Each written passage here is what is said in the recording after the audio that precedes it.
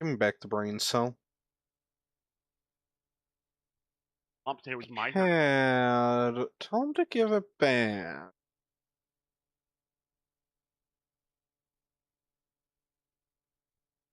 I slap you in the titty.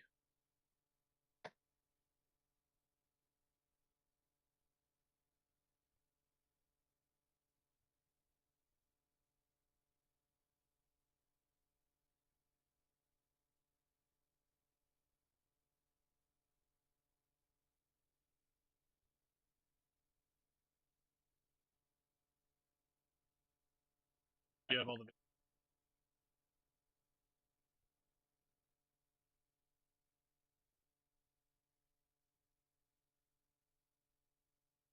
Yeah, if he has sigil.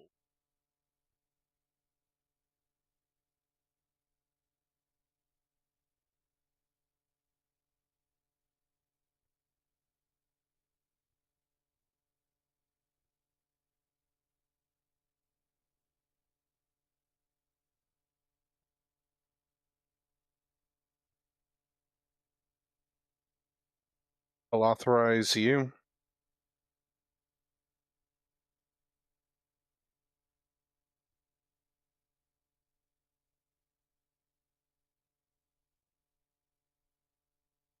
Well, as you know, Cad, it is PID.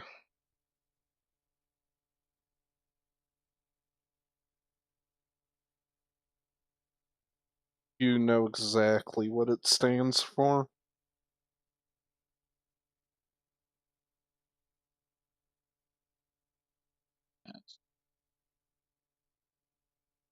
Eeny, meeny, miny, mo. I wonder where my glove will go. That being said,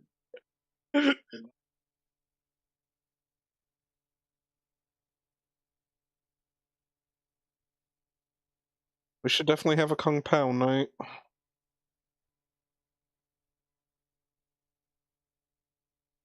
Oh. Just watched that last month. Still waiting on Lord of the Lava. Rings. Chicken.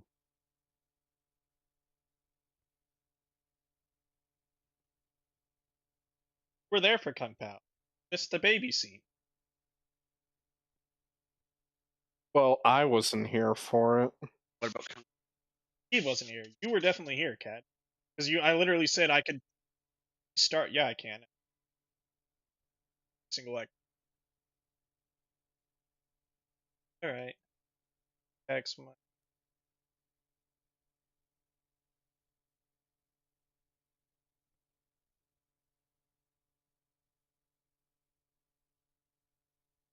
Hit the furry. You can contact your people at Discord.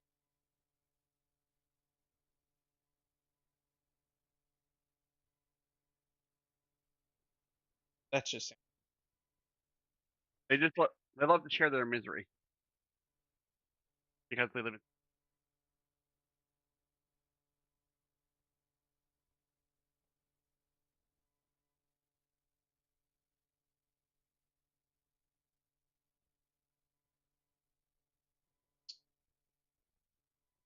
standby.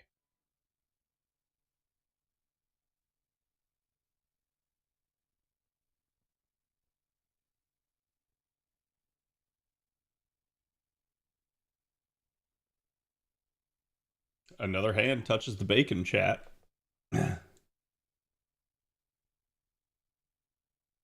How's it going, everybody? Apologies for taking so long. There was a power outage.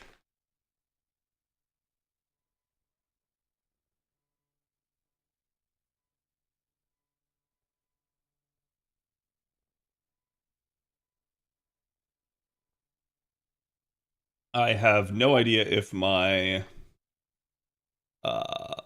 camera's working. Let's double check. Okay, it is. I'm just super zoomed out. And I am wide.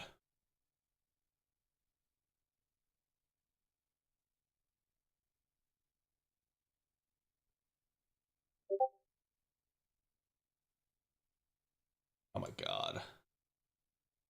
Here we go. Perfect. Hello, everyone. How's it going? Monday, we managed to finish up on JP and actually get that side of the story done. I thought about potentially doing NA story today, but I think I'm still, like, back and forth on it. So there's a couple of things that I thought about doing today. One was doing Rivals. I went in, I looked at the PvP skin for Devil Dino. I said, I don't care about this. It's not even good. So I'm just not going to bother with PvP, at least this half season. Also, I apologize for the spamming that's gone on Discord. We apparently had some compromised accounts try to spam every single channel, yada, yada, yada. It's feels bad, man.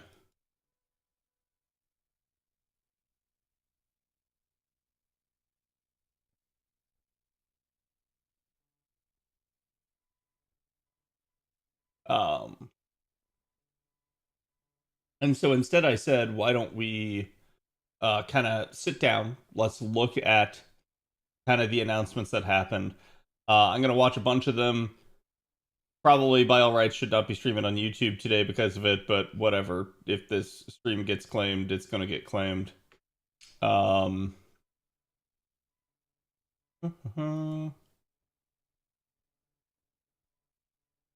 That's not what I want. But basically, I wanted to catch up with some of the announcements, sort of as a little bit of a recap for you guys, and also because I didn't get to see a bunch of them. So just kind of going through a bunch of this. We're going to start with the PlayStation one.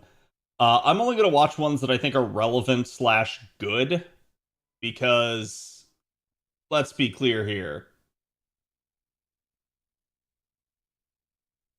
There's a bunch of these that we just don't care about. I think we'll start off, with certain things like this, where we actually now know that Baldur's Gate 2 is getting a remake. As somebody that has tried to go back and play the original Baldur's Gate games, admittedly, I did it pretty half-heartedly and didn't spend a lot of time, but thoroughly enjoyed my time in Baldur's Gate 3. I really am looking forward to this. I hope that it's done in a similar way to how Larian did their game. I have a feeling that that's probably what's going to happen, is like Wizards is... they're probably going to try to copy the same magic that Larian did. However, unfortunately, Larian was really good about a couple of things. One, attention to detail, and two, just absolutely being goated for like bug fixing and patching at the speed of light. There's no way that Wizards of the Coast is going to do something like that. So while I could see them remaking this game, I am still like 50-50 as to whether or not it'll even be good. Because I could see them changing some stuff. I could see them messing some stuff up. I could see them doing a whole bunch of crap. So we'll just have to see how that one goes. And then now we pretty much get into the PlayStation stuff. Also, if you guys are hearing Discord pings, this is purely because I'm getting people DMing me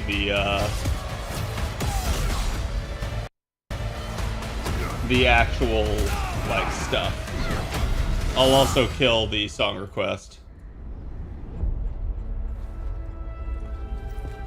Is it Larian? No, Larian's not in charge of it.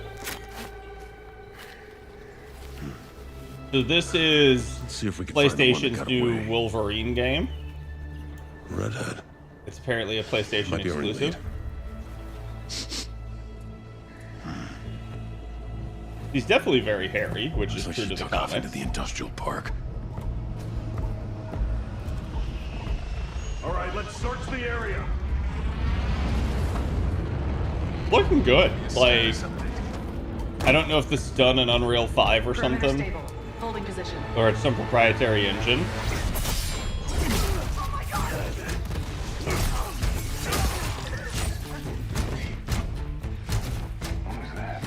Is he tiny though? Well, he doesn't look gigantic. Definitely a very bloody, gory game. Let's chat. Hold on, I have to change my headset. I don't like this. The Should do another sweep. This battery is dying in it. Oh, damn. Okay, so we hit him with the slam. Basically shoved him off, stabbed him, and then slammed him to the ground. I heard a rumor that supposedly the Blade game is canceled, but Prophet said he looked it up and that apparently it's not been canceled, so we'll have to see. Like, it's apparently just been shelved for a while. What the heck is that? Is that a mutant, or is that like an alien? Shit's gassing off. Not today, Bob.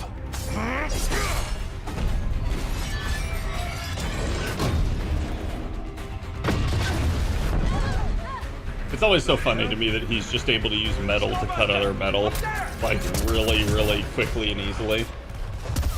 We need backup now.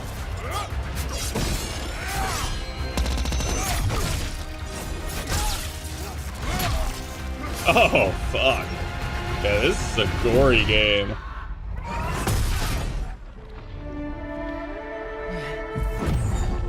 Okay, so I heard about this, and people are basically saying that this looks like the protagonist from Control. And who this is Jean Grey. This is Phoenix, basically, and it's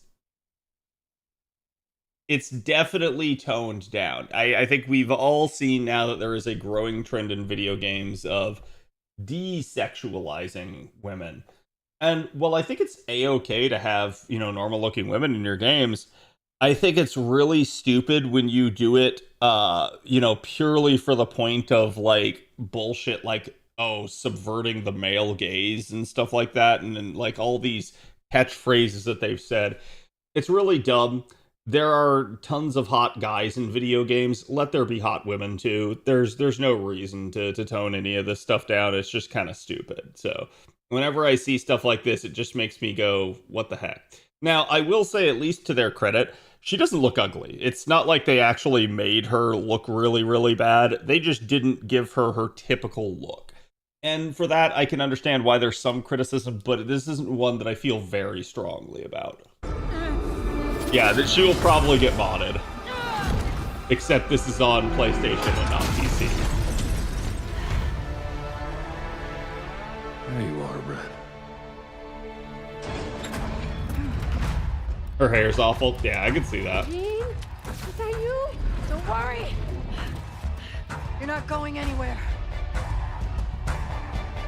It's funny because the trench coat makes her look more attractive than anything else.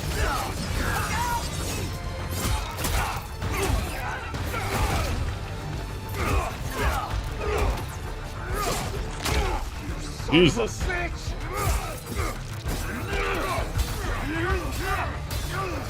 So it looks like a bunch of these people are like almost like cyberpunk-esque, like cybernetically enhanced people that he's fighting up against.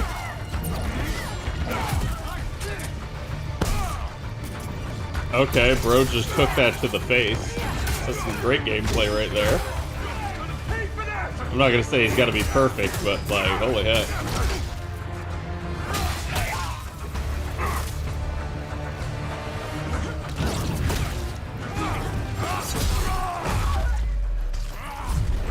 Okay, so it does actually look like his health is regenerating.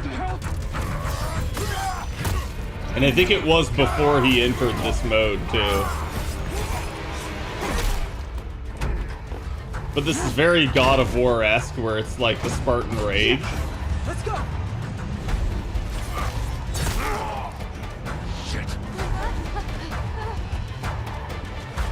Yeah, that'll work.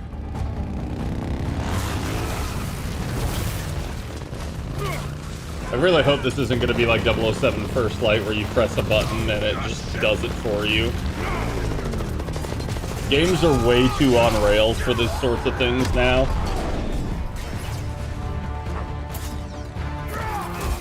Where are those mutants?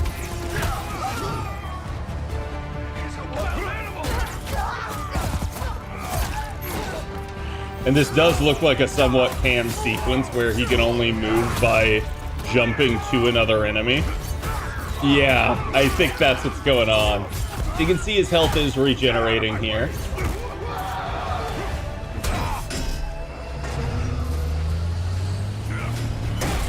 And then that was probably a cutscene. He's definitely gonna cut the straps here. Or they will get cut as a cinematic. Dang, who is this Darkseid? Wait, wrong IP.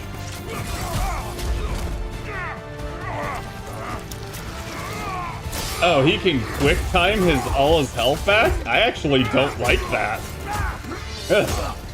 I hope that's like a one-off thing or something, like some sort of perk that he's earned. I hope that's not a like base feature, because that feels like playing the game on game journalist mode. There you go, called it.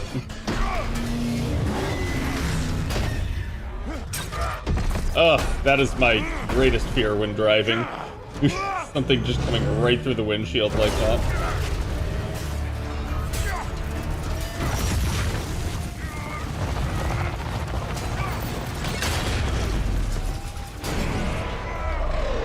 I'm surprised he didn't just stick his claws into the ground to make that thing flip over. I was hoping for the redhead.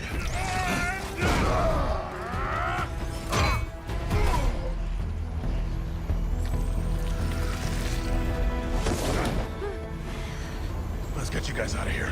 Are you a superhero? Look it. I'm Wolverine.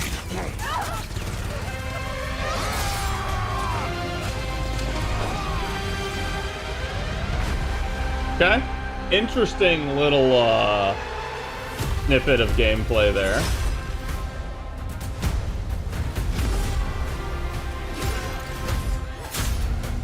It definitely looks like it's going to be a fun game, if nothing else. Will it be worth its price tag? I think that'll remain to be seen.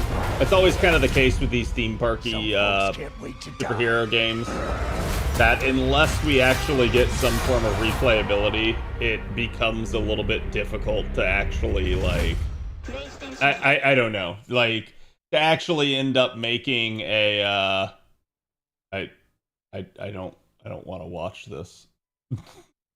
I don't even know where this is. Anyways, there's the Marvel Tokon Fighting Souls game. Haven't seen this. This is a quick trailer. We'll watch it. Oh. Prepare to face the Okay. supreme master of the pugilistic art. I'm gonna turn it down just a bit because some of this is really loud. Oh, did I not ping Discord? Than any word. And the That's my bad. action is to fight. Who the heck is this guy? So many. You've defeated whole worlds, but you've never fought Doom. Let me show you why you should kneel. Think you're a genius, Doom? Your works are mere trinkets. My genius. Definitely feels like an arcade-style fighter. And now my turn. You made promises, Doom, and those promises shall be kept. This violence will solve nothing, Eric. My dearest Aurora, mutant kind shall rise, and I will be the one to lead the way. I think a lot of these are the same VAs as the ones in Rivals. Oh, the Green Goblin. You look a little angry, Bug. Still holding a grudge. Currency, huh? Time to stop laughing, Gobby. That all you got? Bump the way. What? I like his design. I can't wait till Green Goblin comes to Rivals. You want to fight? Carnage will give you one to the Moment has come. Attack! No mercy. Let me do it. I'll slice you up. Don't be greedy. He's mine. Knights of Doom, destroy them! Feel my wrath! The end is near. Dang.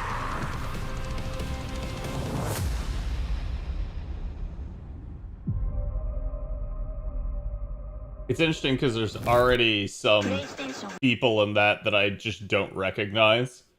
But to be fair, that's how DC and Marvel both are. They have some pretty obscure heroes that are out there. Plus, who knows if they made some new ones. Okay, then we had Rayman Legends Retold. I see much from my perch atop the tree of tranquility. Yet, there are some outcomes that are uncertain. I never played even any of to the me. Rayman games, but I hear that they are beloved from back in the day. Hello, Shadow. Dragons! Let's roll! Your heroics will no doubt be the stuff of tales twice told throughout the Glade of Dreams. Come feed my ox! Calming biscuits? But oh, Actually, it looks pretty hilarious.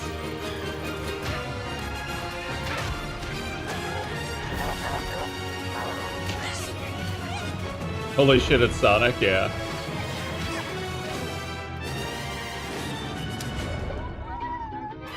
I like the levels. Follow me. They're all over the place. But they all have a really cool artistic design, especially for a platformer.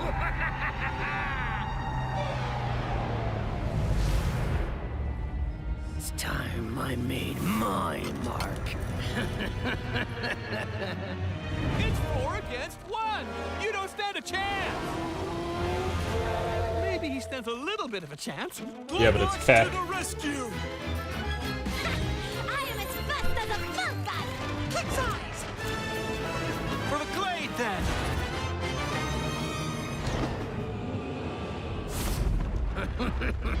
You think this ends here? Cool.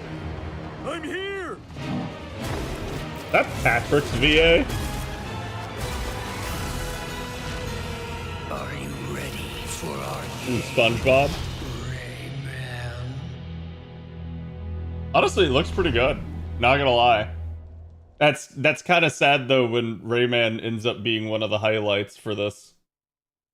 Okay, this is Bancho the Chef. This is already giving me Dave the Diver vibes. That's because it is. Okay. I see. It's actually based off Dave the Diver.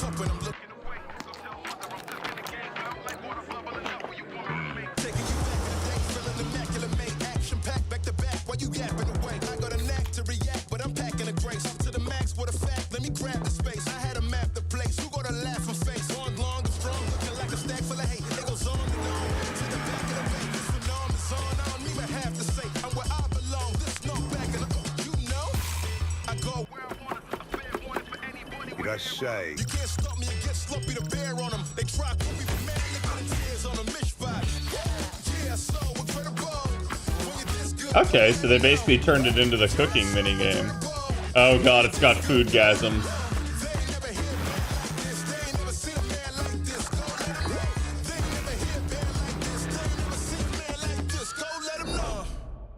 Huh. It, like, interesting. But at the same time, I don't really want to play this exclusively on PlayStation 5. This would be something that I would play on Steam. So the fact that it says wishlist now, but says in development for PlayStation 5, makes no mention of anything else that it's on, just terrifies me. Can you even wishlist stuff on the PlayStation platform? I have no idea. This is the Tomb Raider Legacy of Atlantis one. I'll be honest, the game looks really good. It is a remake of, I believe, the first Tomb Raider?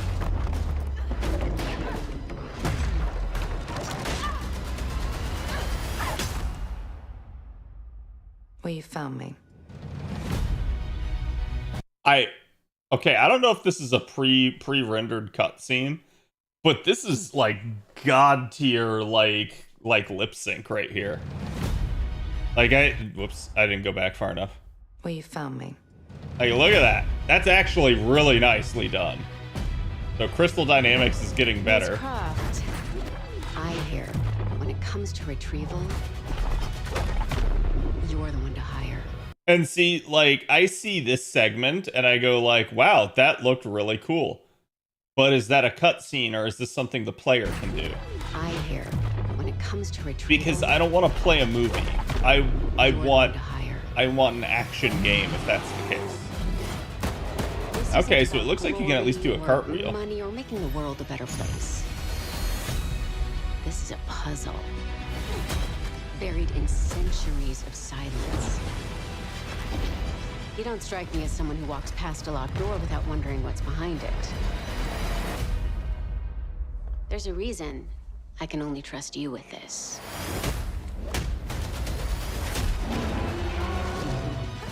Dinosaurs? Exactly, Ahada.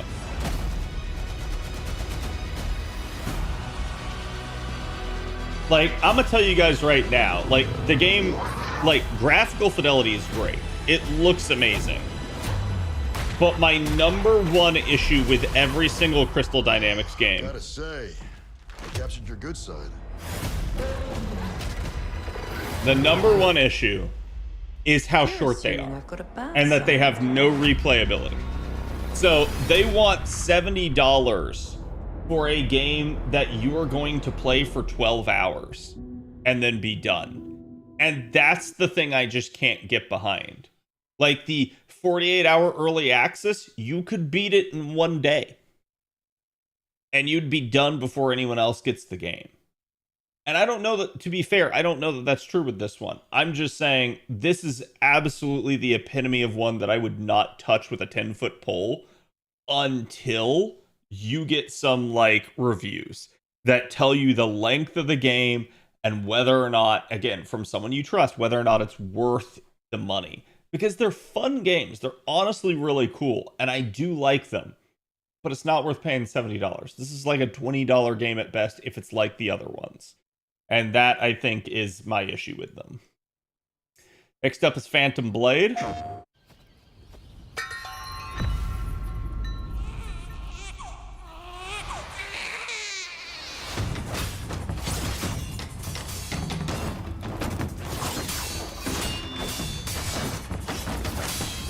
Okay, so this is all a cutscene.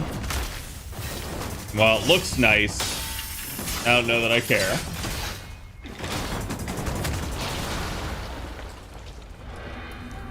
Now, Phantom Blade has been one of those games that's been teasered for a while, where it seemingly has some pretty insane combat.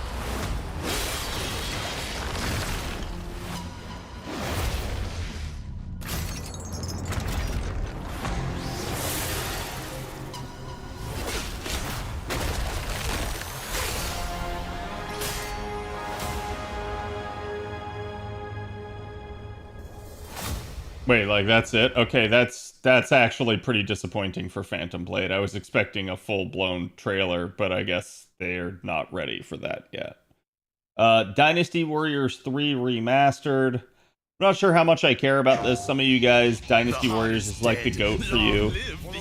Most of you guys are going to be aware of Dynasty Warriors from, you know, other Muso titles and stuff, where you basically have, you know, played like,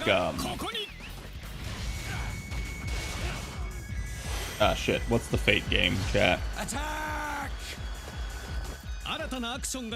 Extella, thank you. I could not think of Extella's name. Yeah, it's like Extella is basically going to be your closest thing, or Samurai Remnant.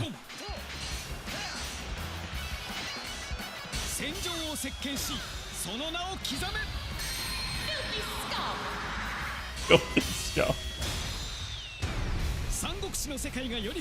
But it looks like they're at least adding some stuff to it, so there's that.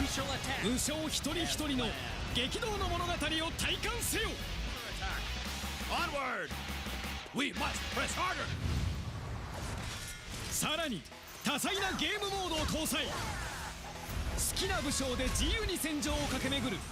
Free mode.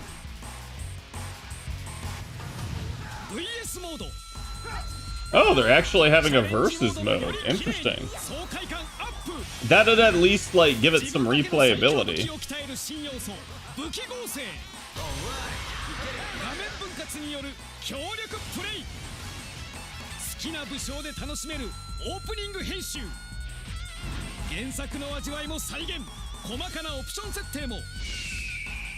新三国無双オリジンズから主人公騎士団が参戦。 It ends here. 鮮烈によみがえる一騎当選の極み。新三国無双2 with 猛将伝リマスタード。 Remastered, chat. Definitely interesting. There's a ton of games coming in September now. This is just outside the realms of it, but it's kind of hilarious.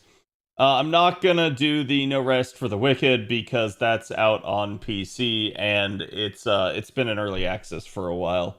We have an Onimusha trailer. This is apparently the 5th trailer. Doesn't matter. A beast isn't far from an Oni, you know. You do well to follow his example. I thought you'd see the appeal, Musashi.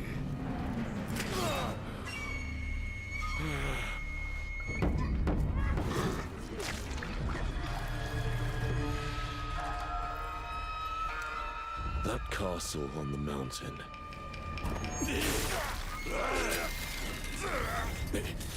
Musashi, I sense Genma.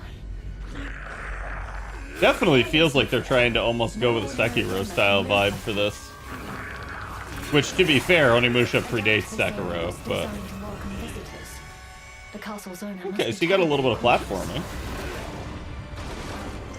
I am Suten Tochi, Miyamoto Musashi, the fool who seeks strength yet rejects the power of the Oni. I get Radon vibes from that. Shame yourself, child.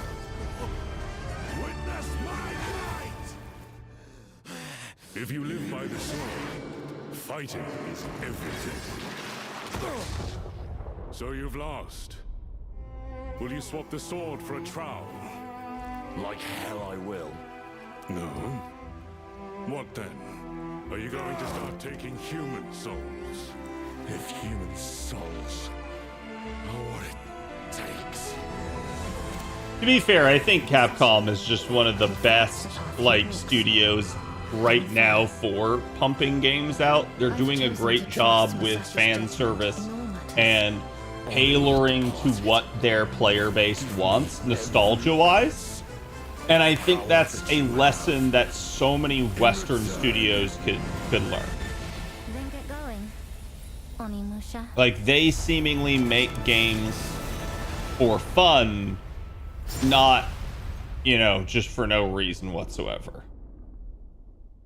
So that is one of our September games. It is PlayStation exclusive. So that is kind of one of the issues, is if you guys want to play this, you need a PS5. Which, to me, this is like one of the first games where I could say, like, hey, yeah, that might warrant owning a PS5. Most of the others, I'm not sure. Silent Hill Townfall? I have no idea what's going on with Silent Hill at this point. It feels like they're pumping games out, which I'm glad they've brought the franchise back, but I don't get, like, is this another spin-off? Is this a standalone? Is this a mainline series game? I couldn't tell you.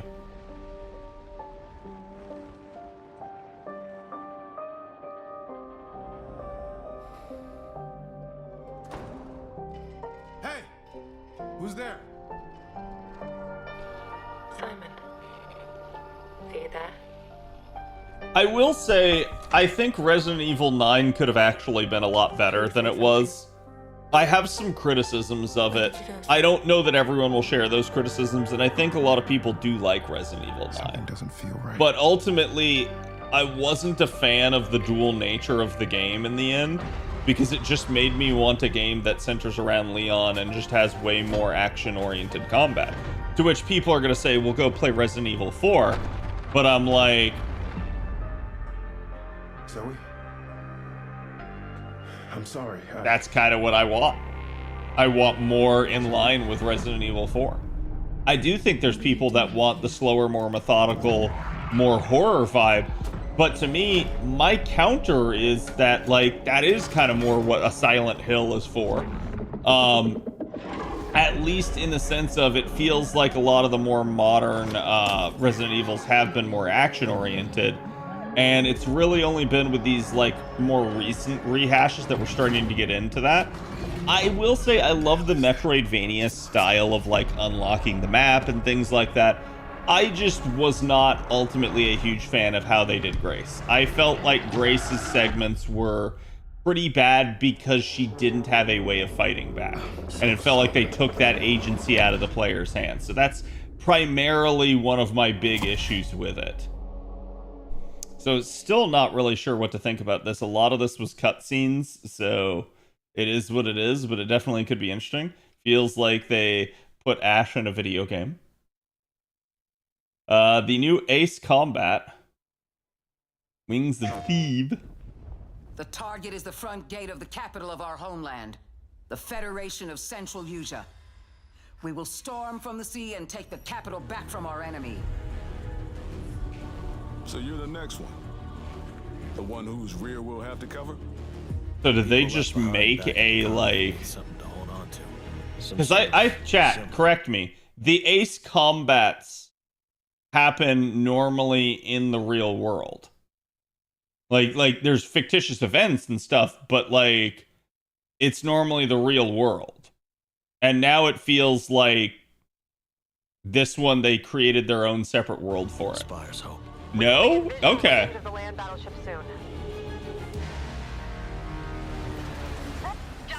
Land battleship? Enemy artillery intensifying. Damn it. Where's Wings when you actually need him? All units return to base. Where are you going, Copter? Cover Tasha, Rex. That's where the Wings of Thieves comes in. The legendary savior. Dee wants the legendary savior to get as much publicity as possible. The more exposure, the better. Cannons firing. We're gonna be wiped out. All aircraft, pull out. Sorry, Rex. You stay put, Joker One. Above you flies the Wings of Thieves. No harm will come to you. Hands to the sky, everyone. Hope is within reach. The Terminus fingers. What, the imposter? Sharing information isn't always about telling people the truth. Hope's all we can offer, right, Joker One? It's an ambush. Shadows. Just as planned. We dangled the bait and Wings took it. We'll find out soon enough. Would you please? Green flight, defensive maneuver. We've got a leak. Is it time to run, Ray? Hang on. This makes me want to play it, honestly. You never ran away, did you? Yeah, maybe with the next Ace Combat, I actually get into Ace Combat. To you, Rex. Go take what's yours.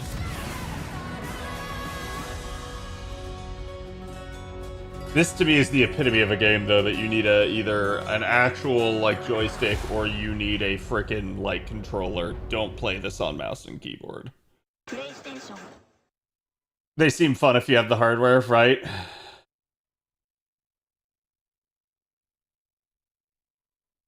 Okay. Stuntman Hollywood?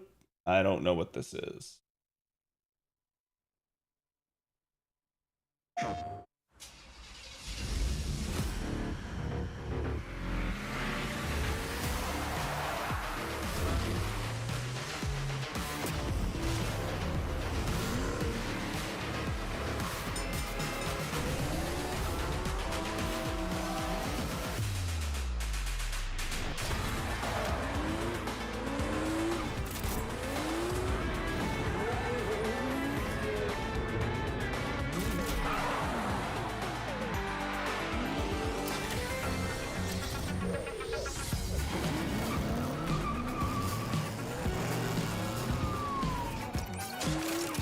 Okay.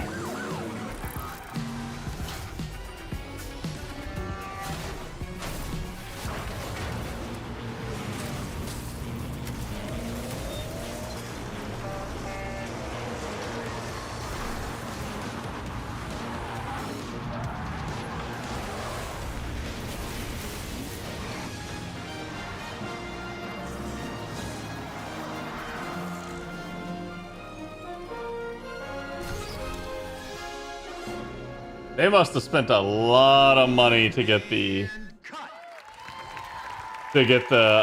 licenses for this. Think we got it. Yep, roll playback. Because it definitely is looking good.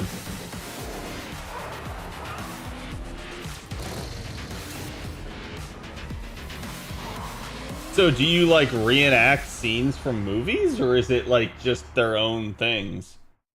Saber Interactive, which is interesting because I don't think they've necessarily done anything like that before. And yeah, it looks like they got Universal in on it, so definitely intriguing. It does make me wonder like what the heck they're gonna do for that. I actually like I want to see more about this for a game that I had heard nothing about. This is ill.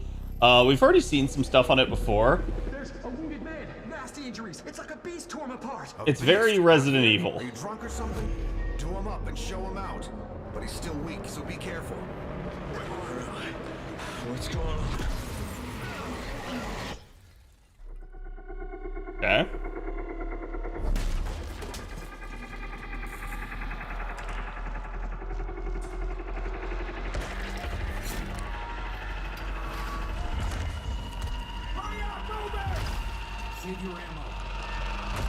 See, this seems like a game that's really highlighting the horror and gore element.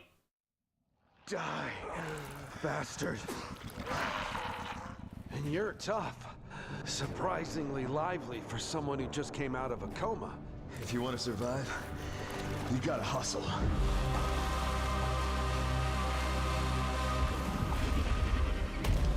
I can see people having a lot of fun with this game. The question's gonna be just how cinematic is it versus, again, how much is it actually like gameplay. But you must not go there. I'll take my chances. Turns out I'm a lucky man. You'll find nothing there. Jesus, dude. Oh, the creepy smile. Oh, no.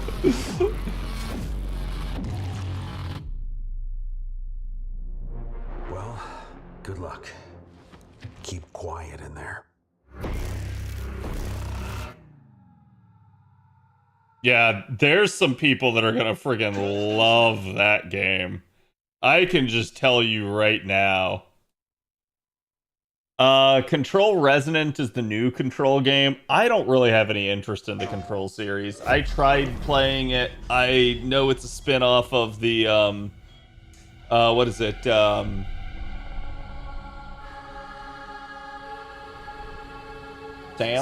something? I have to go. It felt like an earthquake. But it was just a paperclip. I keep wanting to say Adam West, and I know that's not correct. The tiniest. Alan Wake, thank you. Like Adam West. I know what they put you through. Yeah, the Alan Wake series. It's in the same world as that.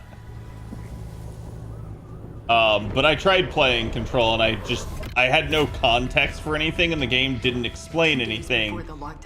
So I just felt way out of my element and didn't really understand things and didn't really care for it. I get that it's supernatural, though. But I don't know what's going on with this game. You are not FBC. You're not even fucking human. The FBC locked me in that cell for years and forgot about me. The hiss, it was a way out. People can change. The past doesn't matter.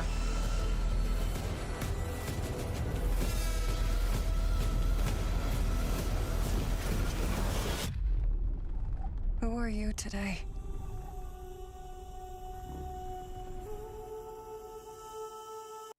Yeah, like I said, I'm sorry, I don't think I care about that one. Until Dawn 2. So I heard about this. I loved Until Dawn. I played it through, I managed to do a first playthrough and then a second playthrough where I saved everybody. Haunted by dark stories. So let's see how this is. Confront the evil, corrupting paradise. This is Dead True International. Thanks. Come on, let's get a photo together. I actually don't care for this. I don't know if it's the mocap, but like this just gives me some Uncanny Valley vibes. Like already, and I think it's like if you look at her shoulders, these are like man shoulders. They're way too broad. And then the hair looks weird here. Thanks. Like this gives me Uncanny Valley vibes. Come on, let's get a photo together. That did too. Over! You're rotated on that one. A for effort, dude. Wait, is that what's his face from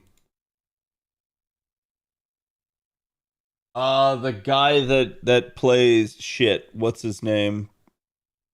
Oh my god, I'm having total brain farts tonight, I'm sorry. Neil Newbon, thank you, yes.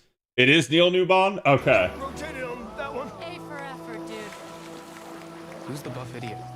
Does no one know this guy? This is how villains are made. Oh, you two haven't met yet, right? Sebastian, how about looking out for you? Roland, whenever you're ready. This facility has been Asterion, shut thank you. down for decades. Uninvestigated, untold, until now. This is how villains are made. Did you hear that? Nate, are you out there?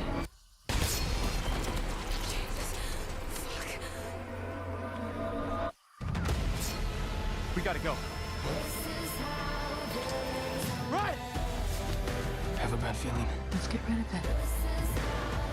Grip it tight. Go! He's coming! Through there! Take a deep breath. Fuck! Which way? Steady the mind. We're gonna have to jump! There's rocks down there!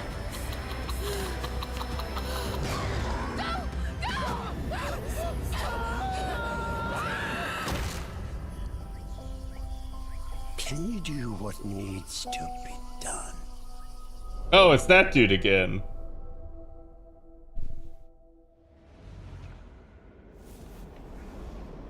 Everyone can live, everyone can die. I think this is new. I think last time not everyone could die. At least I think. But either way, it looks interesting. I'm not sure I'm vibing with the, like, I don't know, just the overall aesthetics.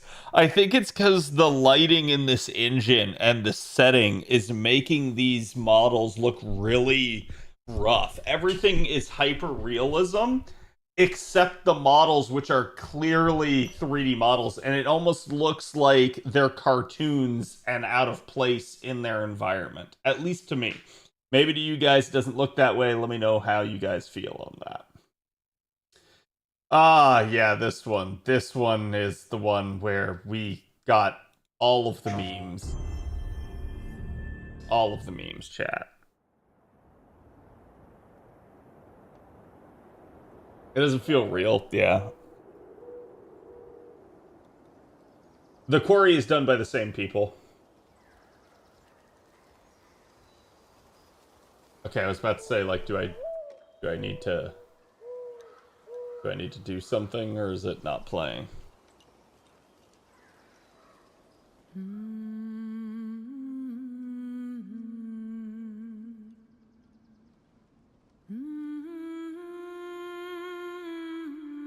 Overly protected, yeah.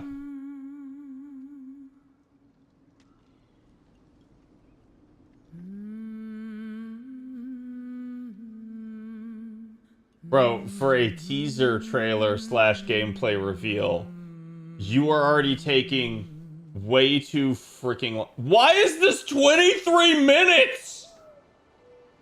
3.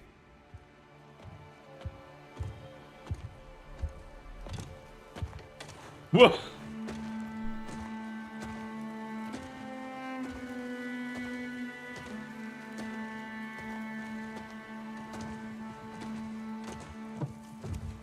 It's a gameplay demo? Okay. I was gonna say, it's like, please tell me they didn't do 23 minutes.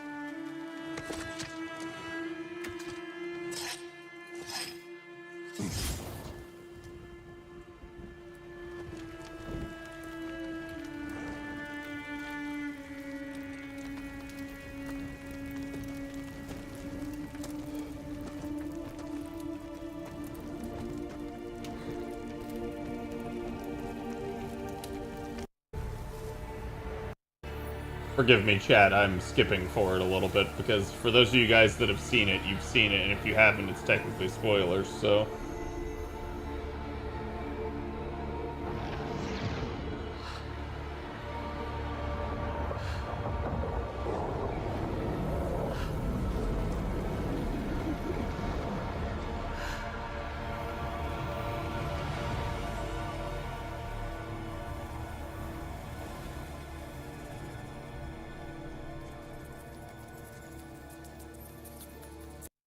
Alright.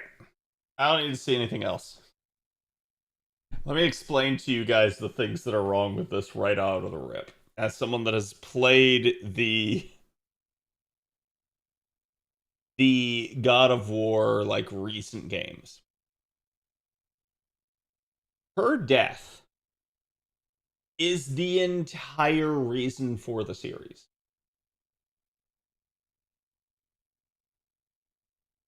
It's a cathartic moment. And it happens right at the beginning of the first game. That's why you shouldn't make a game about her. Period. End of story. Right there. That's bad storytelling to then make a story about her. Because it's going to result in one of two things. Either she is going to have a futile effort that amounts to nothing, or she's gonna come back from the dead. And if she comes back from the dead, it undoes that moment in the entire series.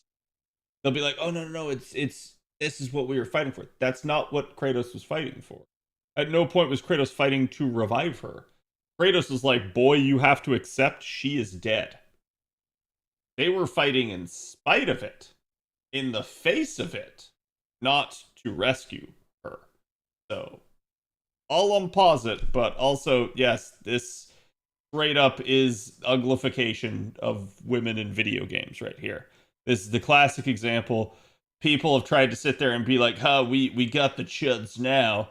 Like, this is, you know, they can't say Deborah Ann Wool isn't hot. And it's like, Deborah Ann Wool is hot. This is not. This is, you gave her this massive face pimple, these acne scars, and all this other stuff. And then you made her face fuller and more masculine.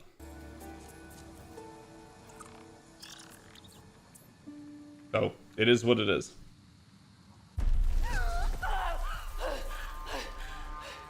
Kratos!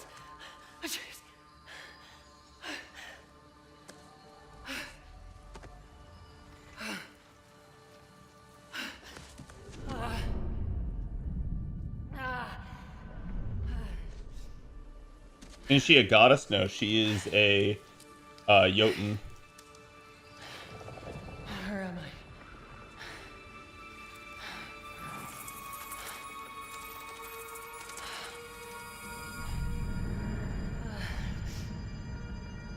I? Which they do play fast and loose with how Jotuns look, but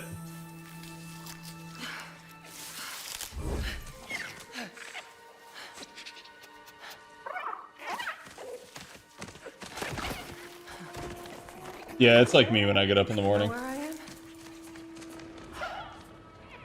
All cute until I trip and fall.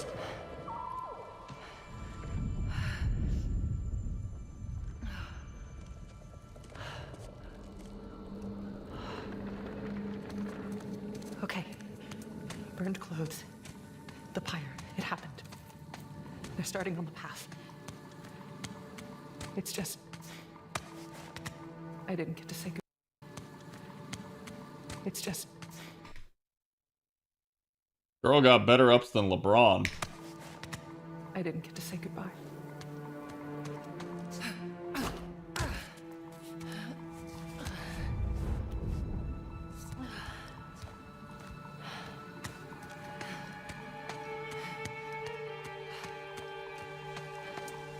This definitely isn't the light of Alfheim.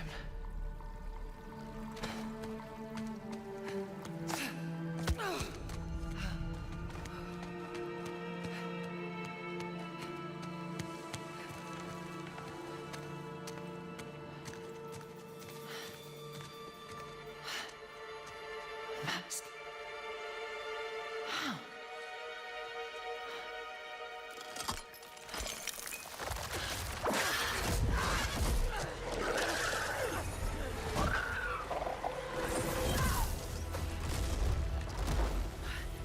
Don't press R2, chat. Let the game be over.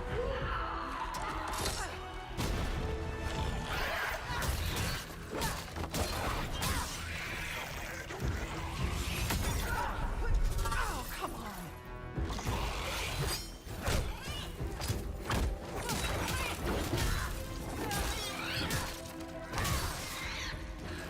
Shouldn't have been that difficult. Honestly, and while the combat looks interesting, like, most of this, and the reason I'm recoiling is because I'm like, what the heck is this?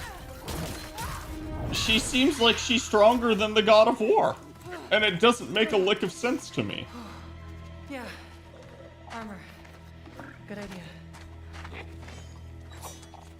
Like, this already is giving me Mary Sue vibes, and I know she's not a Mary Sue. She has a reason to be powerful, but this is kind of over the top. Okay, I'm just skipping through chat.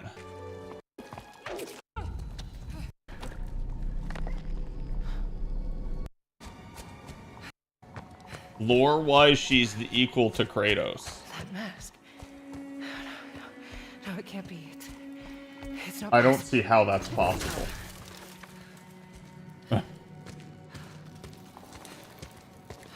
I get that that's what they've said. I just don't There's another agree. The path isn't safe. I have to find a way back.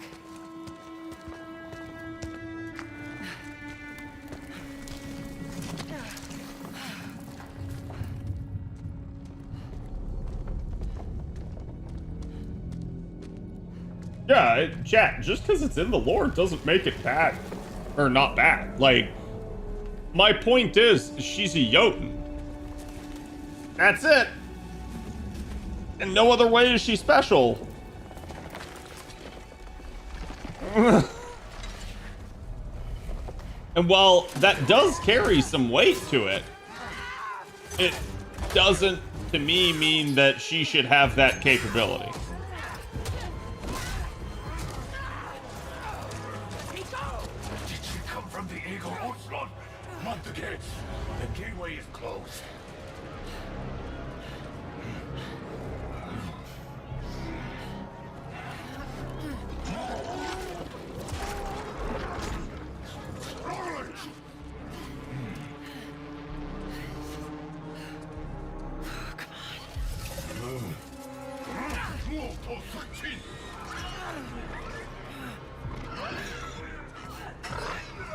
Damn, this is like the Siege of Neverland. That creature.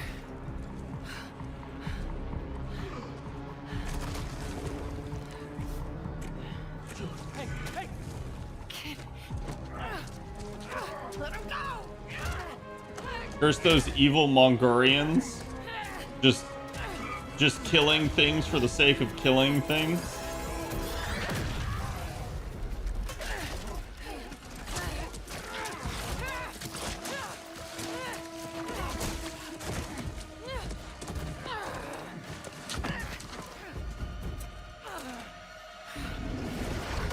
Chat.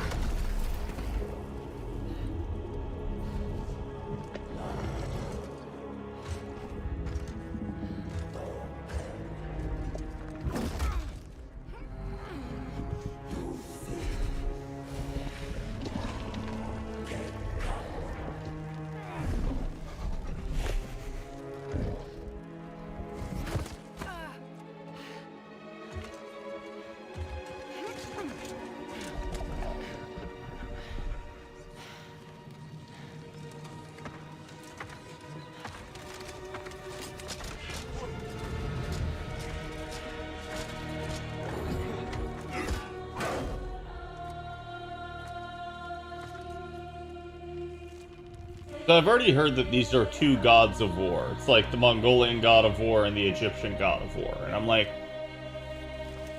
okay.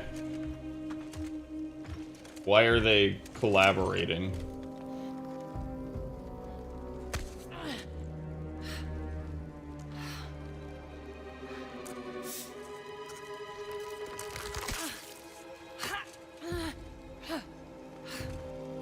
Another mask.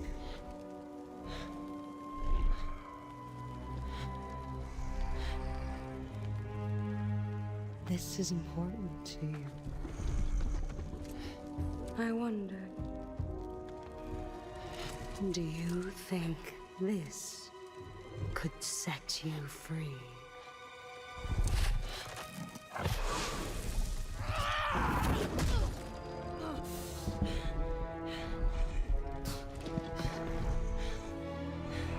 You touch me again, and I swear, I will kill you. Would you like to see how hard it is to die here, Godly? I can show you.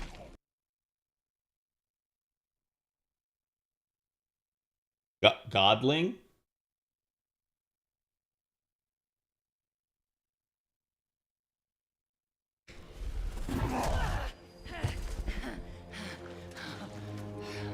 You can't keep me here. The gateway is closed. There is no escape.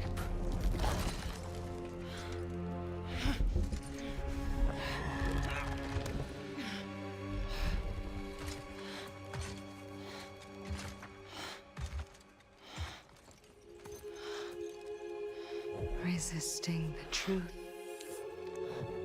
will only make this more painful.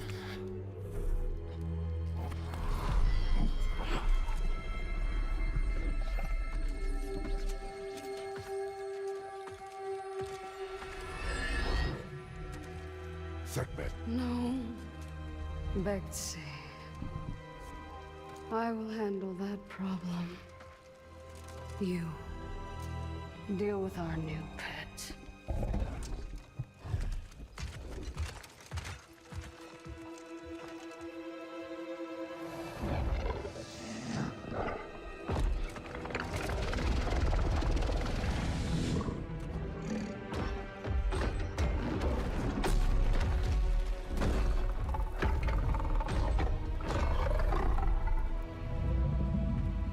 Those are two gods of war, yes, that are apparently already dead.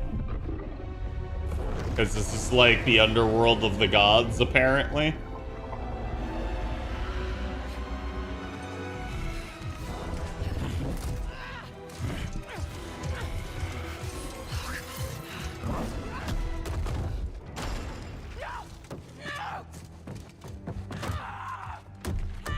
Damn, so powerful, can't get out of a cage.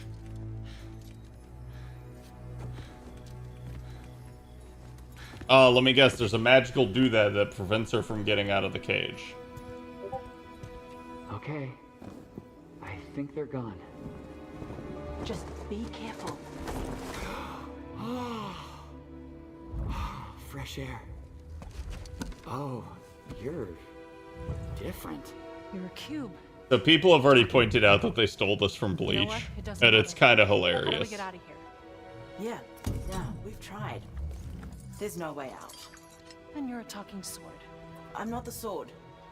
I'm the ribbons, obviously. And my name is Rue. The cube is Frank. I'm Faye. There has to be a way out of here. A way out? But you're not even all here. Of course I'm not here. I'm dead. You have to be dead to come through the gateway. It's like you're holding something back. This isn't working.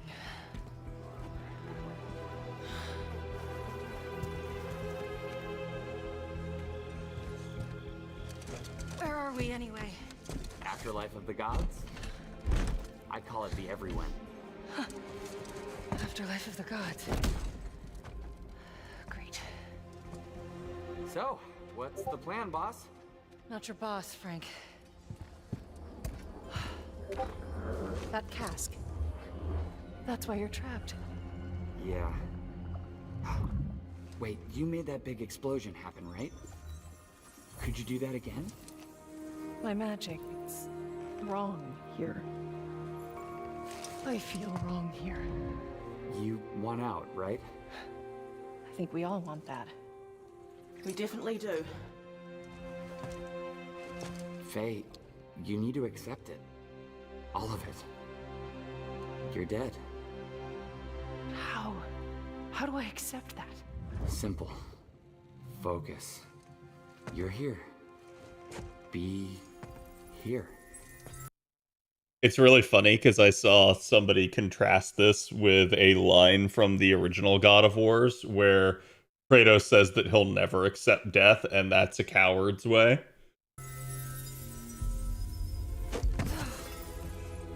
But what if I need to be somewhere else? Then focus on what you do need.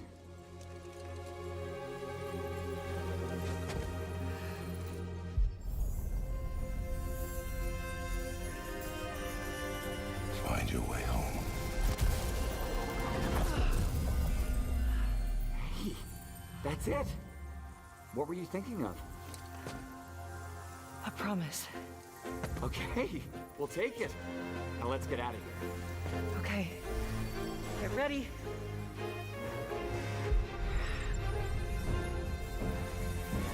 Wait! Not a good idea. Bad idea.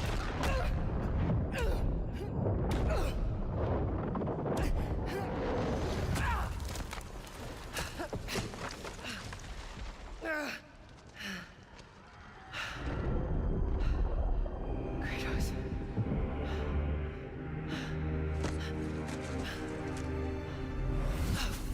Kratos. So people sync that up with that being potentially the moment where he's dead in the fight with Thor.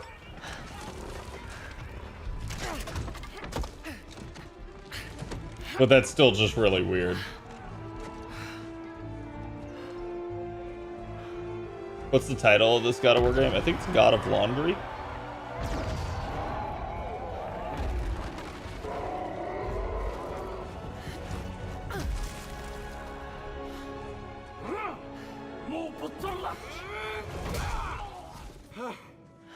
Rue? I think you should give her the sword. How do I know I can trust her? I'll give it back. I promise. I honestly don't Okay. like this. Take it. It just doesn't feel God of War. And it feels very like basically somebody's own like self-insert.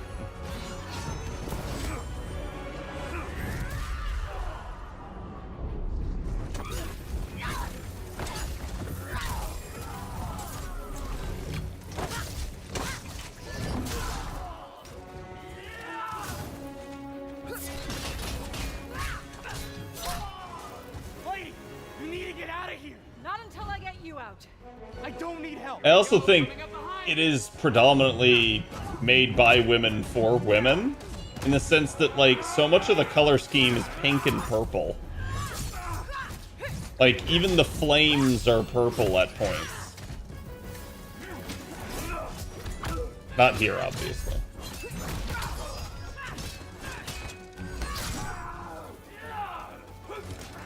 I fuck with purple, though. Yeah, it's more like the combination of pink and purple. We saw it with Dragon Age as well. And it's just, it's a weird aesthetic that was like all the rage a while back, and it was kind of stupid at the time, and it's still stupid now. Got an idea on opening that You can cage. see, like, here you go. Hey, kids, get ready. Come on. No, I got a promise to keep. Fine, but lady, that sword, it's more than you think it Reminds is. me of Warpfire in 40k. Yeah. But even that's more or less just purple. At least as far as I understand it. Are y'all ready? I will kill you.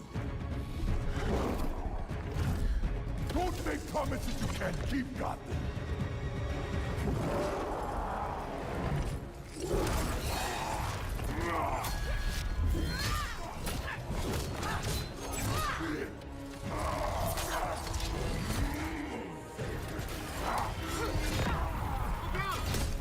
again! Faye, focus! Fire! I will wrench you thread by thread! You don't know what you wield. What is it?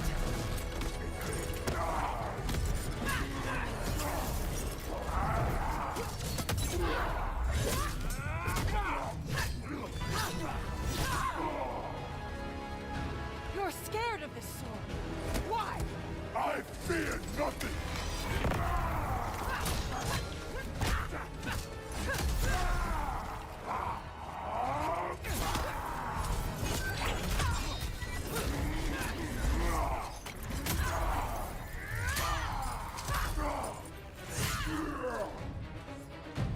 When did Jotuns be able to do all this? That's my biggest complaint. Unless they're gonna reveal that somehow she was secretly a god all along, this is kind of stupid. Just give up! I don't give up.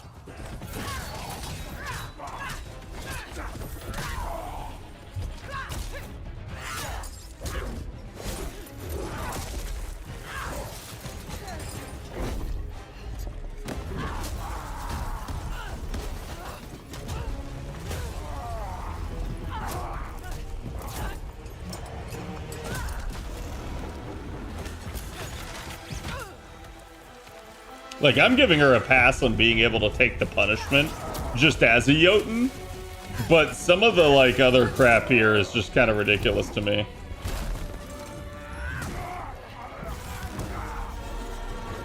Like, again, she seems to possess, like, superhuman strength and magic, and it's just like, I don't actually agree with this.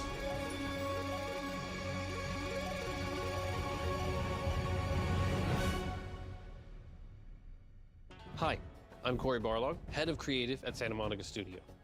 Thank you for watching this extended look at the next core game in the series, God of War: Lao Fei. You know, telling Fei's story has kind of been a goal of mine since we started working on the Norse saga. She is very near and dear to me as a character, so I knew that we needed the right person to see this one through. I would like to introduce Lao Fei's game director, Ariel Lawrence. She's very near and dear to you as a character that appears in like 5 total cutscenes.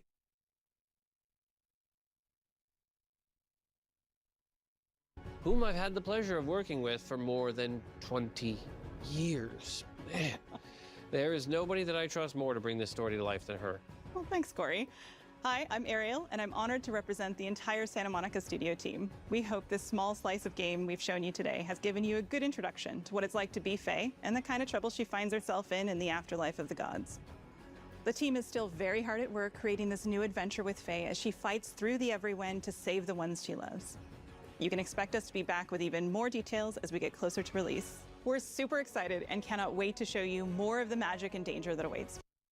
Fights to save the ones that she loves then implies that some of the stuff that like Kratos does is only gonna have been possible because of Fei. So now it takes agency away from the player in the other games as well.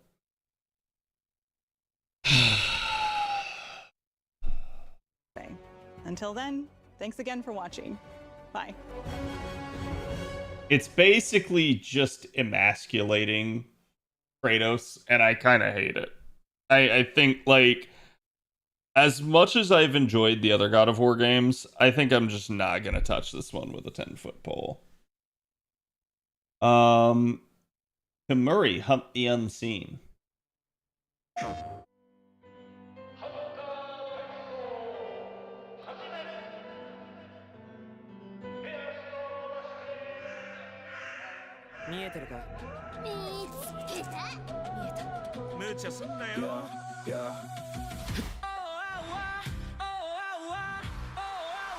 Okay.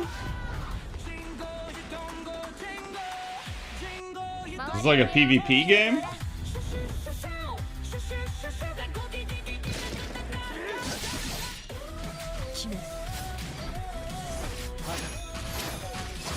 A yokai hunter?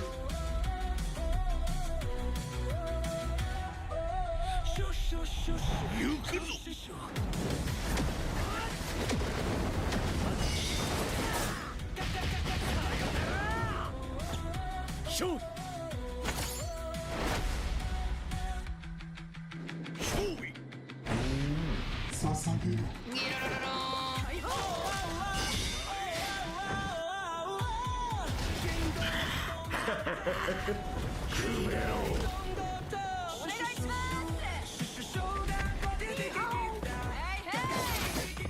Three-player co-op.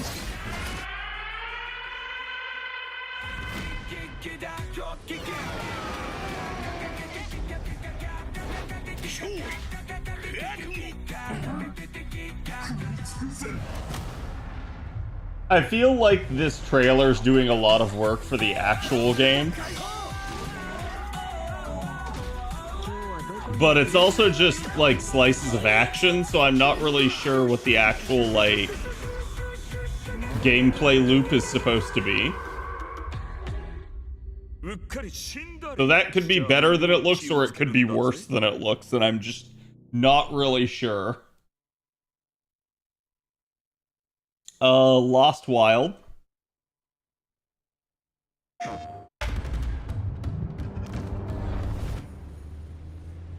Oh, this is our dinosaur game. I heard about this. What did you like about it? He's big and loud.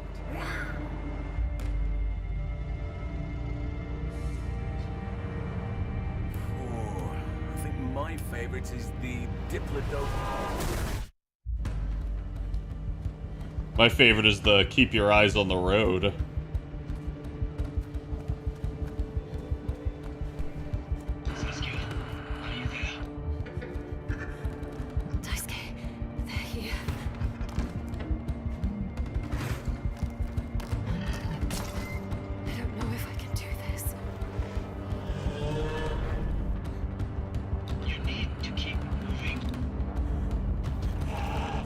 Man, if those things ever come to Florida, we're just fucked.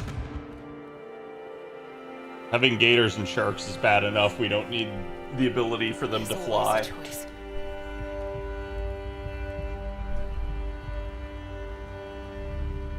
Yeah, it definitely feels like a spin on Jurassic Park. That's one I'm definitely interested to see.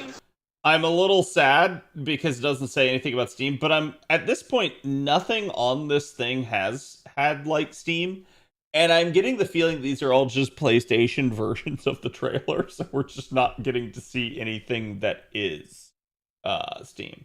There's a Dune Awakening console announcement. I'm not going to bother with that. We really, truly don't need to watch it. There's a demo trailer for Onimusha. I guess we can kind of... Why is it only 39 seconds?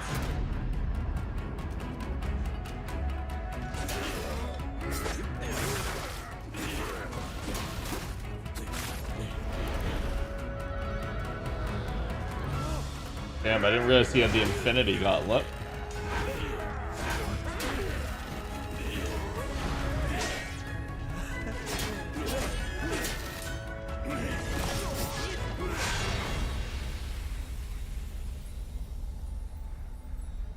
Ruby Akari. God, what the hell is that face? Does it give us a date? Nope. Yeah, it's just live. Vampire the Masquerade Bloodlines 2. I was assured that this was not, in fact, an actual thing that could occur. My darling little droplets. This is the DLC. We have been salivating. Let's be dangerous one more time before the sun comes up. There is a revival happening across town. The kind of raw, beautiful wildness we all thought died out with our youth. This isn't a joke. What are you doing? It's a resurrection. I'm sure you can share a hint of the grand reveal. We're gonna draw back those curtains and invite Seattle in. Doesn't like that even in the slightest, dang. We can sweat ourselves back to life again. Yeah, I heard that Bloodlines 2 was more or less a cash grab, so... Don't worry if you find yourself talking to the radio. It's only natural, Isabella. Neil, Isabella, please. You are perfection. You are all I need.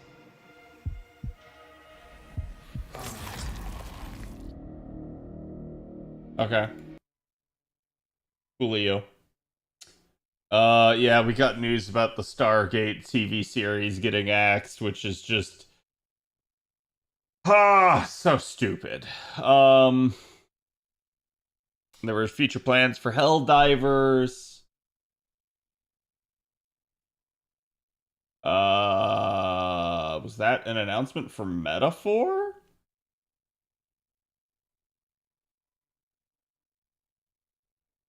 There's a Resident Evil Veronica remake.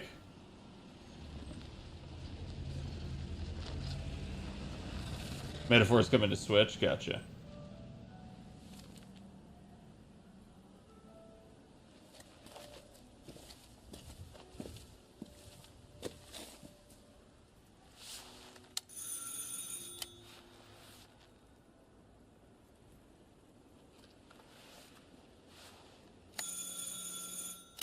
You just get a bunch of shotguns and hunt flying crocs. You're probably right, honestly. Yes? So, you're the American who called earlier. The sister of the man on the 3rd floor. Ah, welcome to Paris. It's so nice to meet you. Oh, you got that creepy smile. Freezing. Come in. Come in. We don't want you to catch a cold. I hate to say it, but your brother is, well, quite odd. In we go.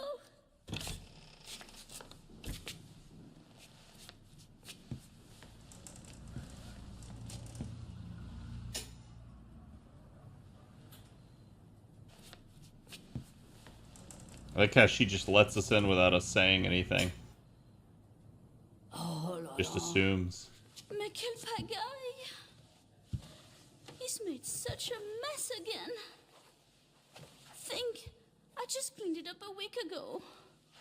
Is It's it like desynced? a boulder rolled through here. Huh? Ah, the delightful biscuit. I'm sure he won't notice if we help ourselves. Oh, I'm so sorry. It must be the maintenance. Bring some nice coffee. It's definitely desynced. Because when she said biscuit and then turned around with the biscuit box. How'd the move go? Move's gone great. We still have a lot of unpacking to do, but we are done with that. And then, like, literally this weekend, we're probably going to go clean her apartment.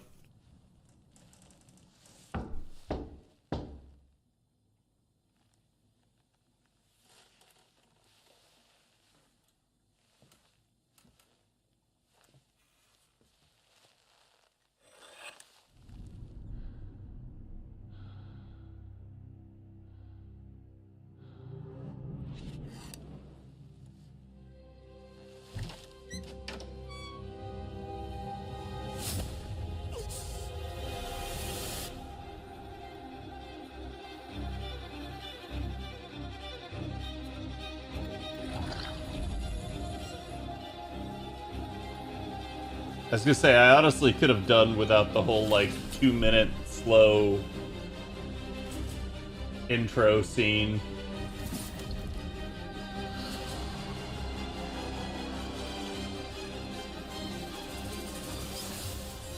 Don't move. Claire Redfield.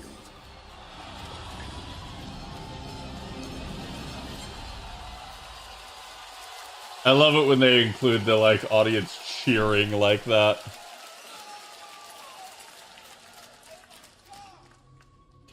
It's so, oh my god.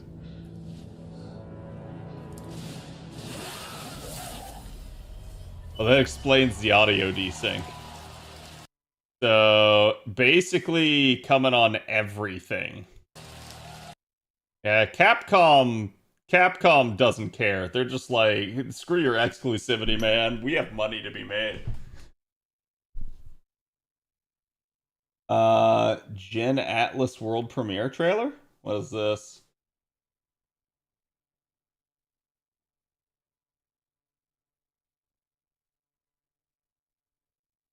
And why is it not loading? Have one of gaming's true visionaries here with us in the audience. For more than 2 decades, his work has reminded us that games Guy from can be Shadow of the emotional Colossus? and Okay. deeply human. From Eco to Shadow of the Colossus to The Last Guardian, he has left an unforgettable mark on this medium. Please join me in recognizing the legendary Fumito Ueda-san. Ueda-san, great to see you. Bro looks younger than me. And now, let's talk about his next game. A few years ago, we gave you an early glimpse at Ueda-san's next game, then known as Project Robot. Well, now, it's time to step deeper into the mysterious, unsettling, and epic world that marks Ueda's first game in a decade. Let's take a look.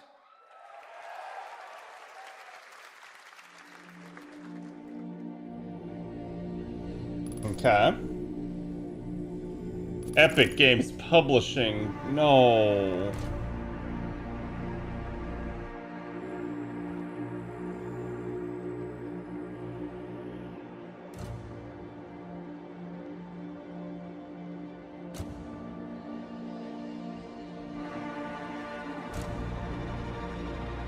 Epic exclusive? That's fine. I just won't get it. I'll wait till it comes to Steam. Years later, at a discount.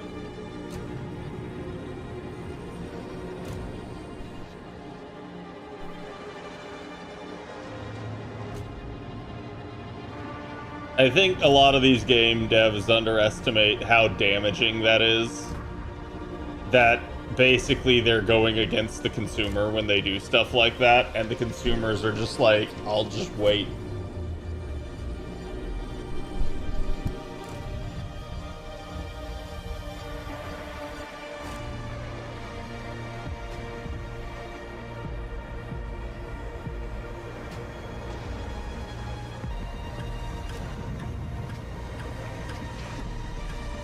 I mean, this is basically Shadow of the Colossus with robots.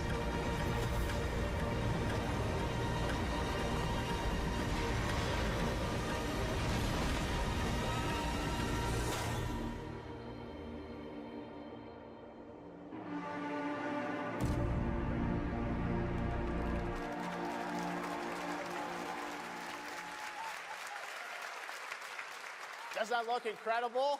No. Gundam Rogue Orbit. I saw that, what's his face? Yoko Taro was talking about this. I have not seen this. Promising.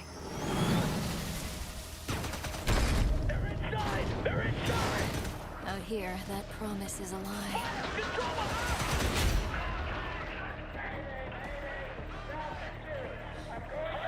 Well, the cutscene looks great.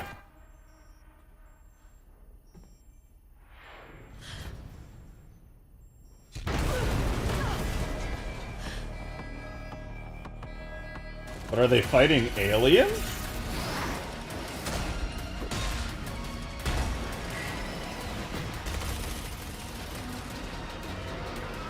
Every breath taken is inside an armored shell.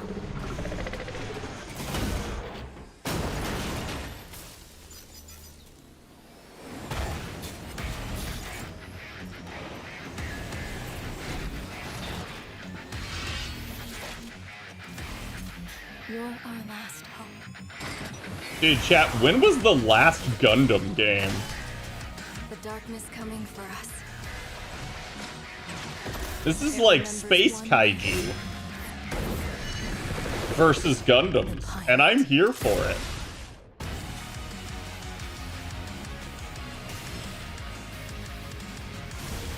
Okay, I'm sad that most of that was just a cutscene.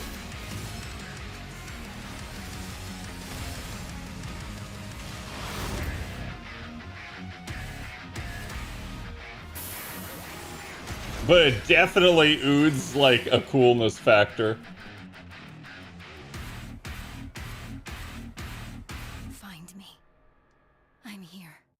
Oh my god, dude. The frickin' Harubot. Oh It's John Gundam, yes.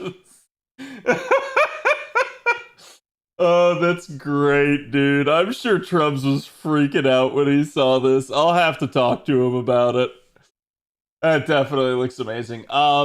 Assassin's Creed Black Flag Resynced. I'm not going to touch that, chat. We've literally, like, known about it for months already. It's already been through its hype thing, so, like, it is what it is. This is Galactic Racer from Star Wars, which still kind of on the fence about. To Durban Akos. Where champions are born and losers annihilated.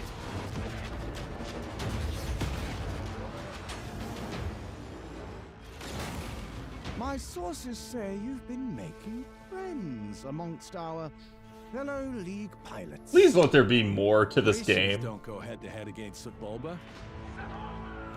Legends do. They are not your friends. I've seen you at Kestar's side. Stay out of my way. Oh, this is the dream shape.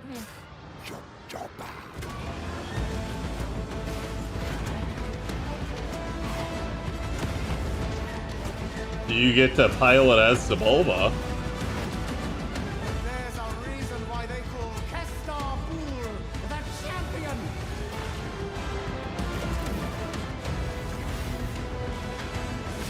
The golden age of the Galactic League begins now.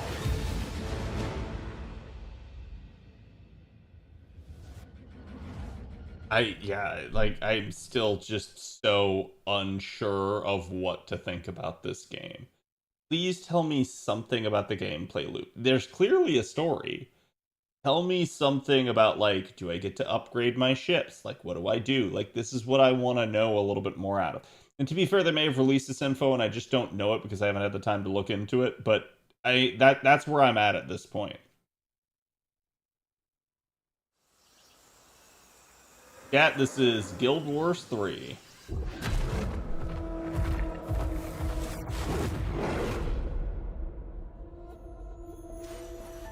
We all have our own reasons for coming to this vast frontier. But for our guild, we who protect this land, one reason stands above all others.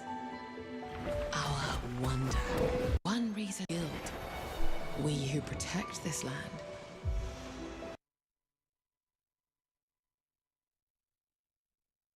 Are you saying this about Guild Wars 2? Because you surely aren't saying this about Guild Wars 3. Like, you haven't played it.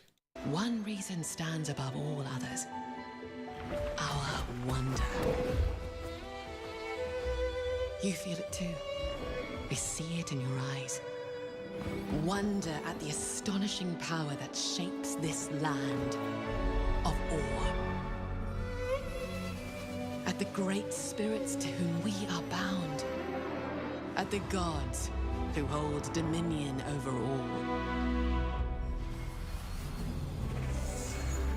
We cannot guarantee your comfort or even your safety.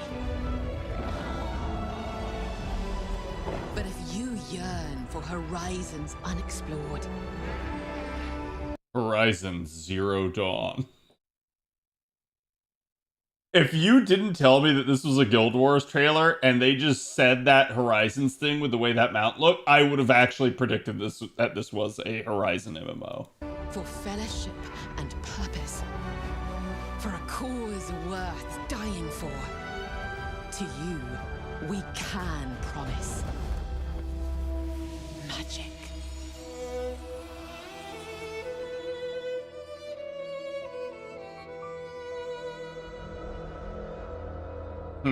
So no date.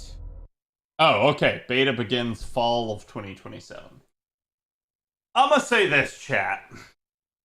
I played Guild Wars 2 when it first came out. Guild Wars 2 was at least a breath of fresh air. I will give ArenaNet that. They were trying to be different. Now, like years later down the line, the MMO genre is all but dead. Like, literally, there are 2 MMOs out there that the vast majority of people play. That's World of Warcraft and Final Fantasy XIV. Nobody really seems to play anything else other than niche stuff, or like, you know, again, I know some people that actually play like EverQuest, for instance. So there's not a whole lot of life left in the MMO genre. There's been a lot of disappointments, a lot of stuff that's come out that just did not live up to the hype because it never really had the weight behind it, had the expertise, and had the actual time to bake. Now, I don't know if ArenaNet's given this one the time to bake. We'll see, right? Like, I do know that ArenaNet knows what they're doing after 2 MMOs. However, I maybe disagree with some of it. My earnest opinion on this is that there's a lot to be excited for Guild Wars 3.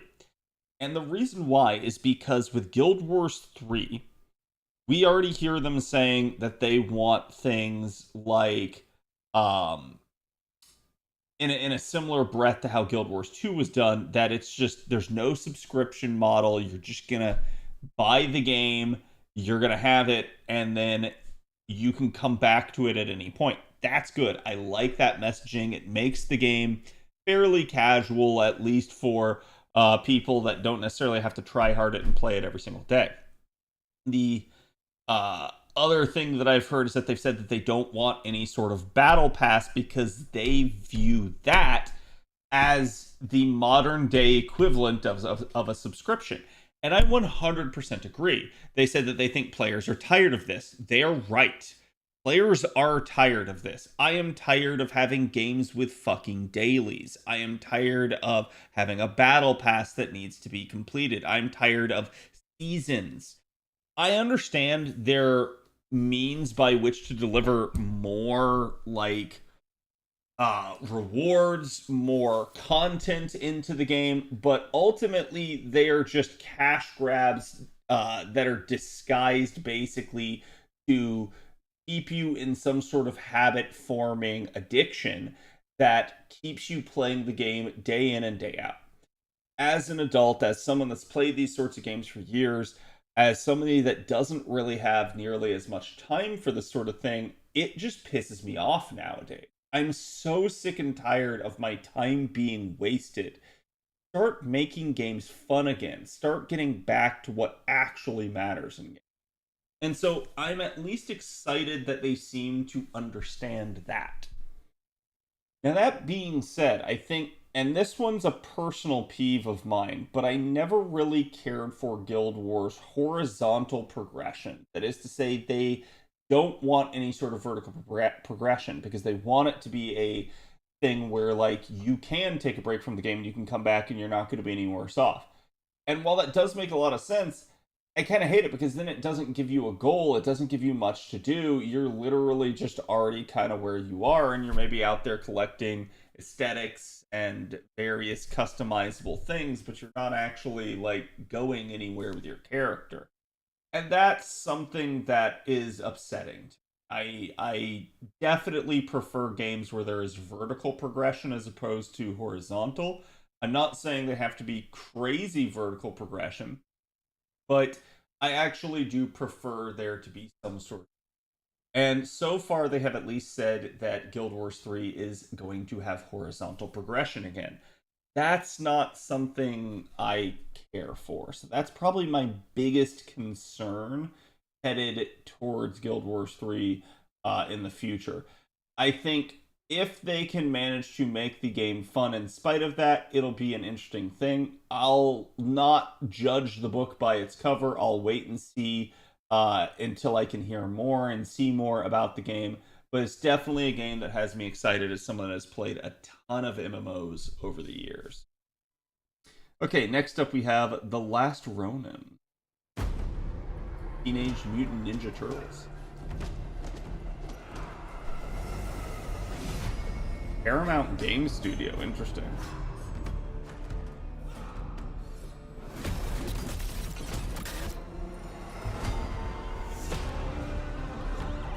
Bayonetta, Nier Automata, and Ninja Gaiden 4? Huh.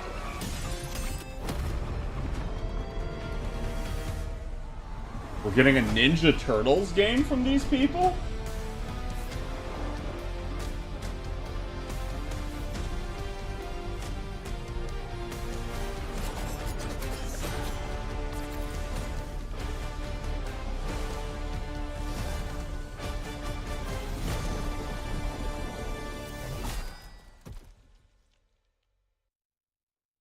Okay, please. Please, enough with this join the resistance style crap. Like, I don't know why this is a thing nowadays. It's such an overdone line. It's in so many games, so many movies, and it's like, guys, just please stop. I need to see gameplay of this, but this could actually be really, really interesting based off the studio and based off of the IP. I'm pretty interested. All right, next up, we have our first Xbox one. It's Stranger Than Heaven.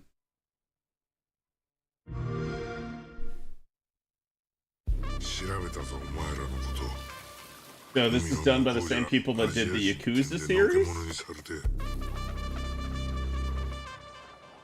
日本じゃ毛頭扱い。俺は何人なんだって何度も思ったろ。敵討ちか。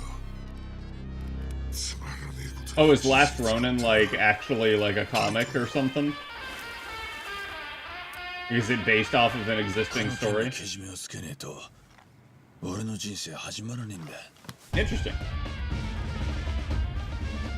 Snoop Dogg? What?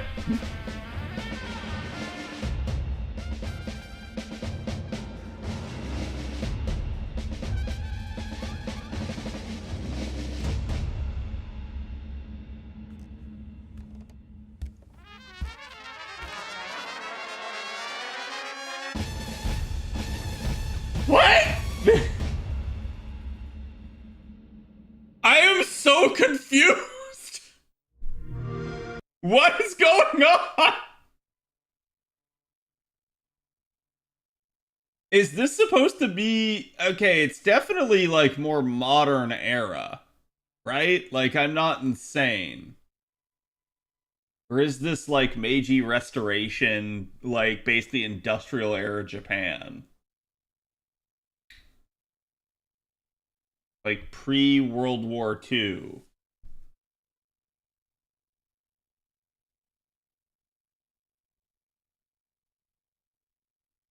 Addo might be worth it.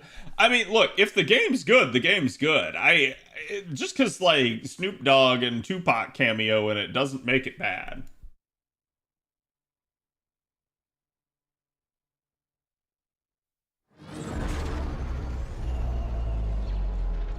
Chat, this is Star Wars Zero Company official gameplay trailer.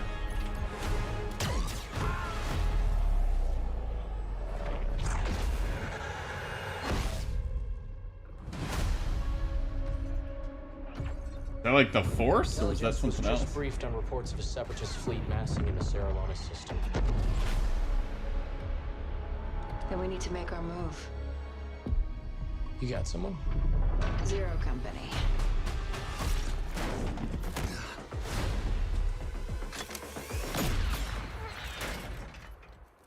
You still got it, old man.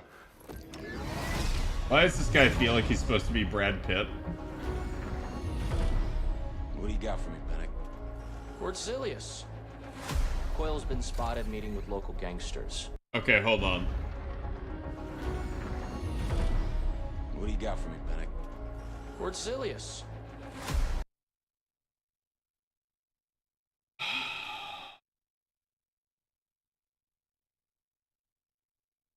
Cortilius. Apuzo. Coil's been spotted meeting with local gangsters. Get down there, find out what they're up to. Okay, so you can customize gear. Criff. Shelter in contact. Oh no. Oh no. Criff. Oh no. Oh no.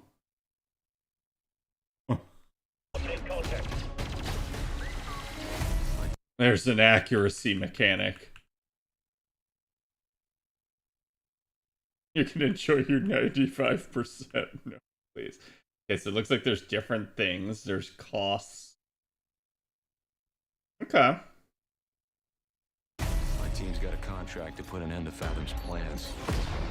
I've been tracking Fathom for months. She's at the center of it all.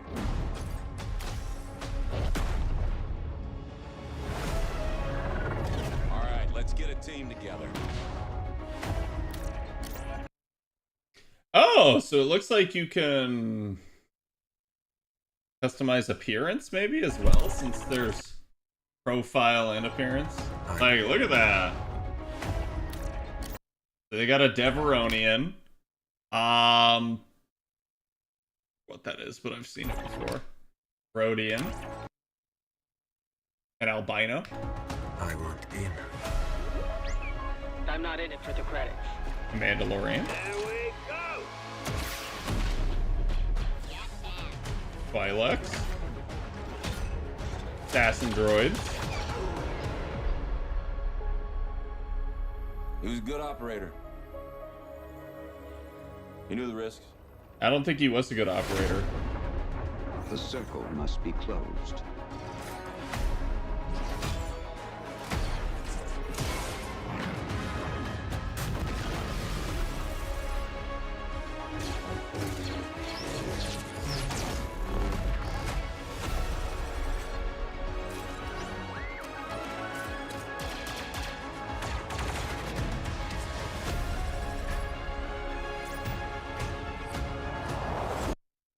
Okay, I like that. So they're basically showing you the different groups you can dispatch with.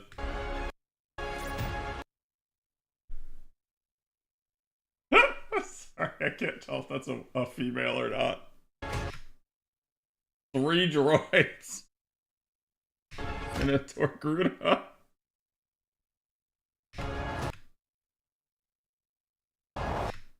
And so you do have Zabrax. We work with all kinds of folks. Ex-separatists, ex-noble, ex-cons, and we're better for it. We're almost there. We just gotta finish this job.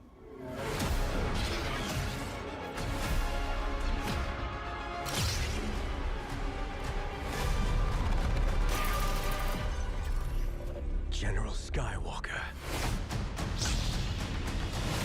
Oh shit.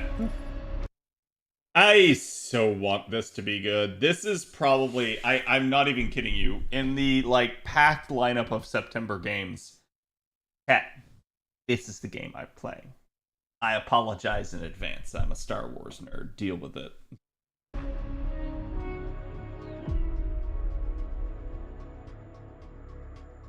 Bet, yeah. Virtua Fighter Crossroads? This is... I mean, I know what Virtua Fighter is, but...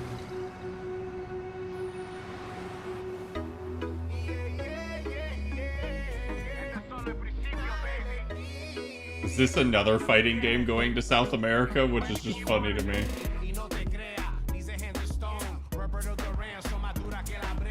It feels like that's... Oh, RGG, okay.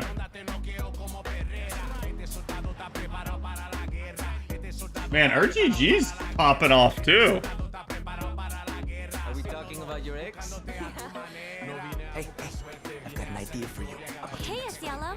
Bet you're hungry after this morning, huh? Same as usual? Your sister's really taking this whole job thing seriously, huh, Divina? I mean, you should probably take job things seriously, just saying, chat. They really weren't kidding about this being a fighting town. We're all fuck-ups. Otherwise, we wouldn't be living in Villa Sapara.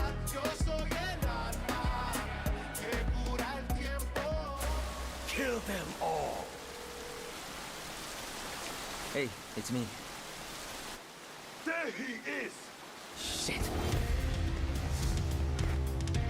This is not gonna blow over, Cielo. You fucked with the Chinese mafia. Wait, is this in China? Must be.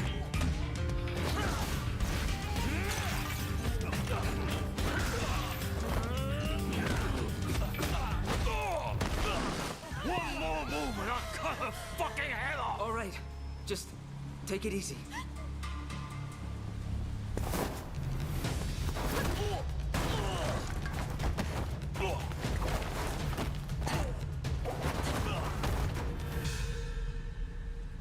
Chun-Li? You're... Madam Sue? You play the part of a fighter, but you are lacking in kung fu. Ah, yes, Kung Fu. Over the cries, city of blood, sweat, and survivors. Lives rolling like dice. Once you're inside, there's no surrender. That's Pai Chan! Who's Pai Chan? What?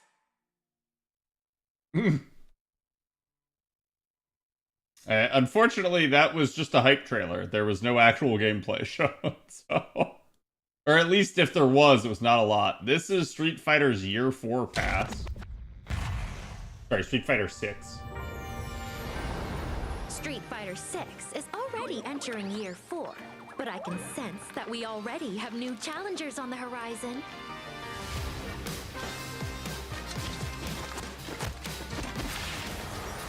Yasmin? Okay.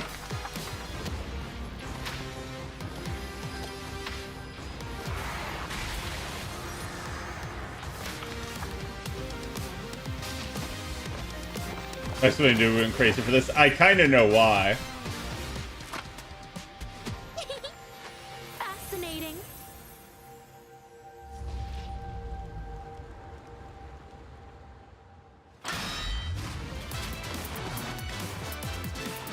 And that's why. Yeah.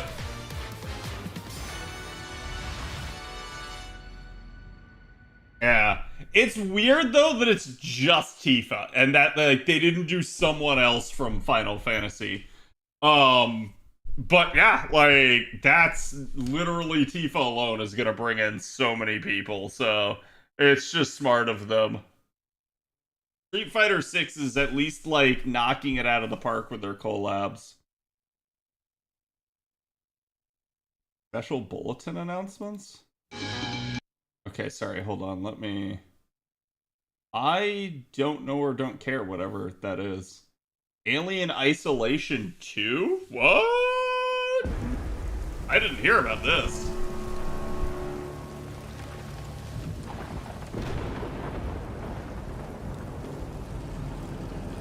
It's a Cuphead announcement? Okay. Are they making Cuphead 2?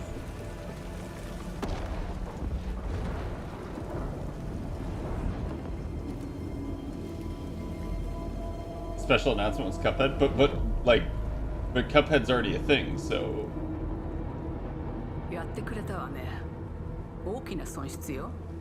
Also, Creative Assembly, damn. They're the people that make the Total War games.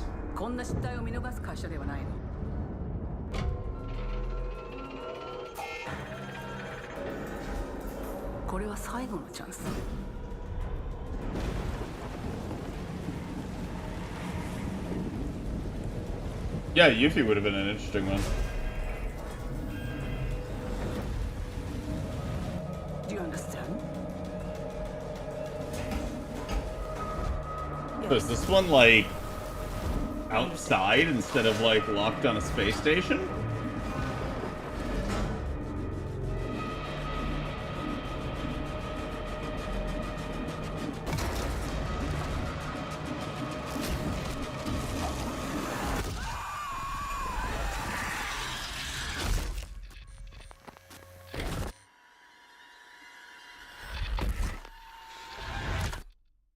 Okay. AI 2. Final Fantasy VII Revelation. Long ago, a shadow fell. Okay, hold on.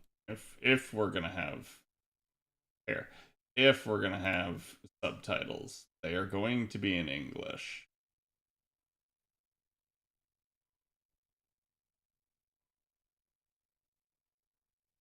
They're set to off. On our planet, guided by calamity, One man sought dominion through reunion. By his will, a star fell. A meteor called forth to bring ruin to all. But our planet answered, awakening mighty weapons to stand against this celestial threat. Now, hope endures in those who fight. Long story short, the world's in trouble. It has been for a while. Okay, so you actually get to pilot the airship. Let's give Sephiroth the That's smart of them. Also, Vincent?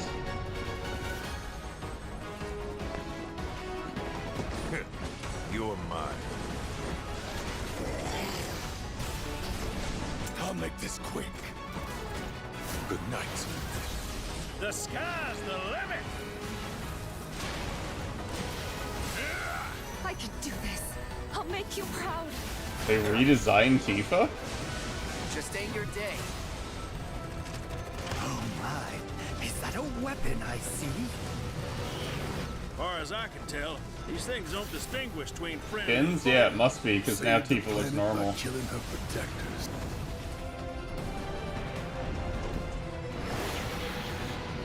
Let us put your faith to the test, Cloud.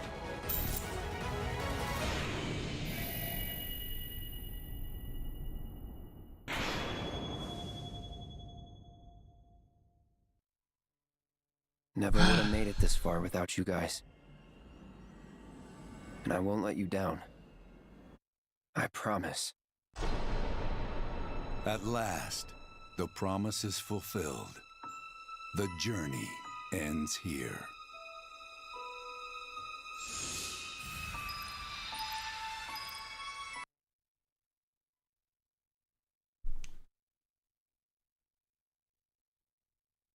Fool me once, chat. Fool me twice, even. You're not getting me. I'm so sad. Because these could have been so good.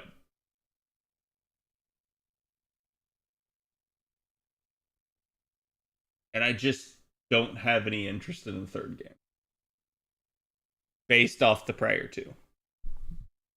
And then I'm sure someone's going to be like, but Cad, this one's going to be different. And I'm going to be like, nope, I don't care. They have changed the story. They have made the second one a open world game, which is what I was hoping. And then they filled it with nonsensical mini games and weird world navigation. And I just didn't enjoy the little bit that I did play of it. I just kind of said, no, you know what? I don't want to go back. And that's how I feel about the third one. I don't want to go back. I'm just kind of over it. Cat's not going to be fooled by Lucy holding the football again. Yeah, pretty much. It's like, unfortunately, I'm not going to get what I want out of these games. I will watch other people play them. I will not play them myself. The moment they stepped away from turn-based combat was the moment they lost me. I actually think, at least with how they did the first one, that they were on the right track for how you make a blend of turn-based and action. But I unfortunately think they have unlearned the lessons that they learned with that game. With the second one, and they kind of just didn't do what they needed to. So, sadly, and it's just real disappointing to me because I feel like they truly could like knock it out of the park, and this could be one of the best-selling games of all time if they didn't handle it the way that they handled it. I'm also going to say that at the end of the day, we all know what's going to happen. They are either going, they are either going to give y'all a collection.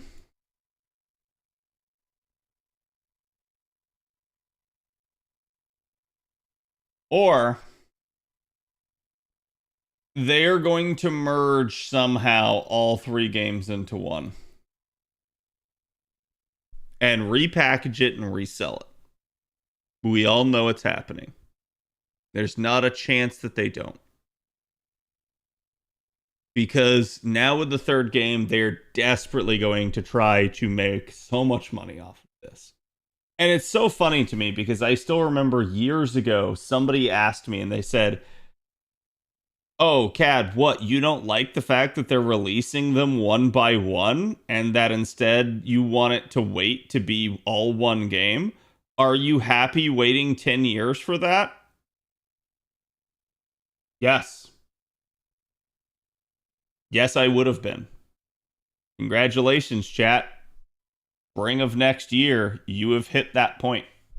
I would have been far more happy with a coherent vision instead of splitting it up into 3. Good things are worth the wait? Yep. You could have charged me over $100 for it. I would have bought it. Hook, line, and sinker. Would I spend $210? No, I wouldn't. But they're also not getting $210. You see, chat, I got this one for free. And I got this one for free. No, sorry, that's not true. I got the first one for free. I had to pay for this.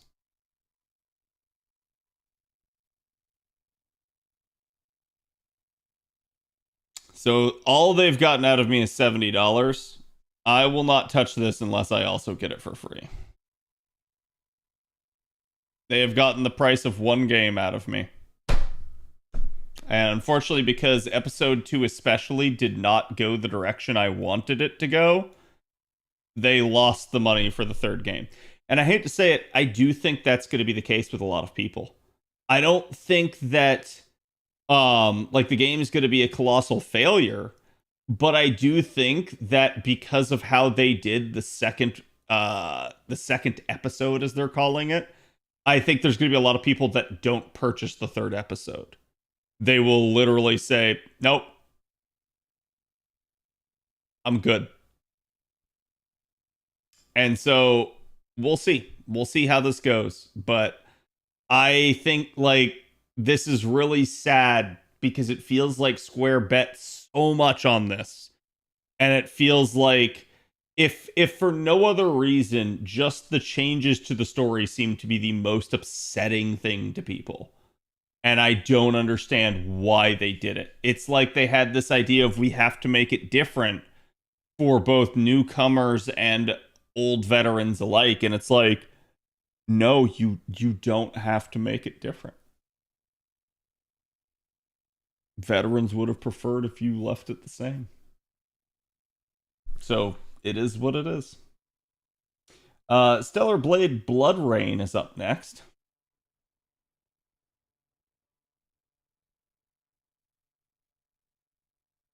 Give me my 3-disc PlayStation in 10 to 12 years, please, because waiting is crazy. Yeah, I mean, I understand some people would not want to wait. I was always happy to if it resulted in a better end product. The outer circle line train bound for Nexus sector is now arriving. Please wait for everyone to exit before boarding. So this is Stellar Blade Blood Rain. This is a spin-off game as far as I understand it.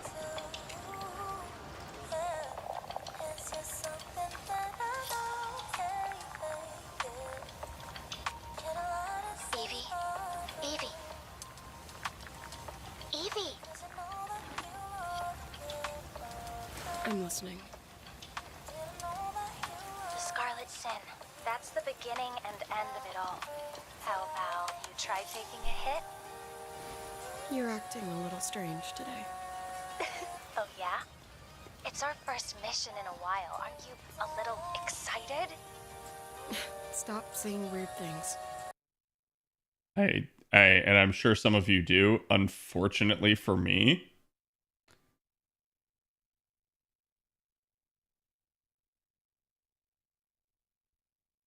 this protagonist's face reminds me of my nephew. Okay, take it easy. Quiet. They're moving. Initiating C3 sync. Ready. And I'm not going to be able to unsee that. Tracking. 출입문했습니다. Doors closing. How's it looking out there? I can't stand crowds. It'd be better for both of us if we got out of here quickly. Your nephew is female? In the movies, this is No. always where things go wrong. Hey. Well, just saying. It's a cliche. Wait, the target. So I want you to let that sink in. Hearken! The pulse rain shall cease! In the name of the Father! Damn, didn't realize we were playing Resident Evil.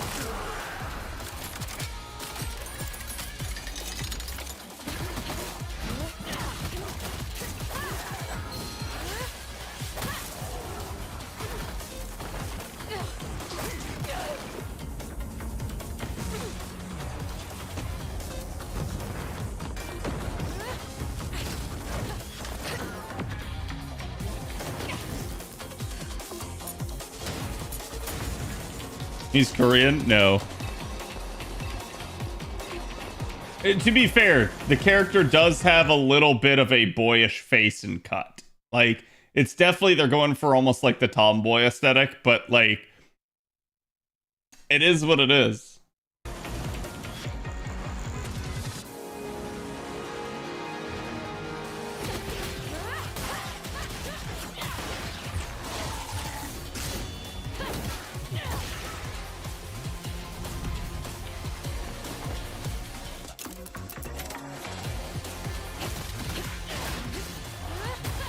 It does feel like they are trying to almost make it a little bit similar to Revengeance.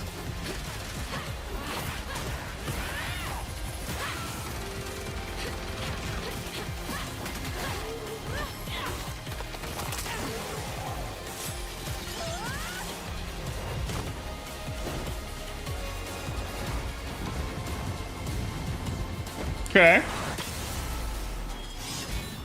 I'm gonna give him the gameplay looks great. At least what we got to see of it. Some of that was like just cutscenes again, so it is what it is.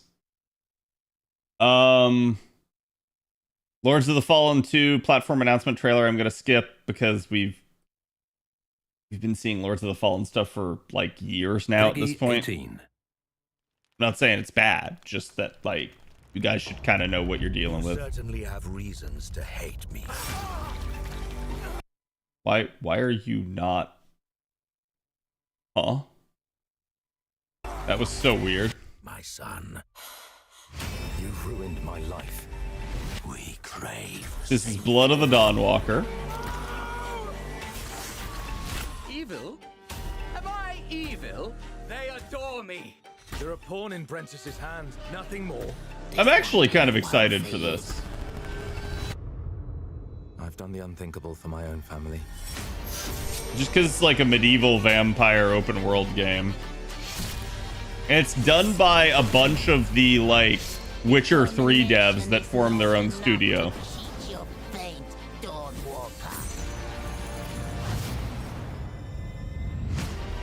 How many innocents did you drain dry?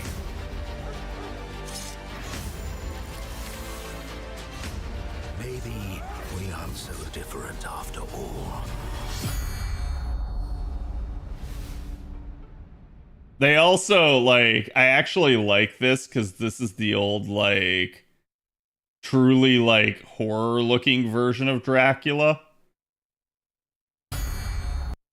Like the freaking teeth, man. Like that's actually really cool, and it would be terrifying if you had to actually encounter that yourself.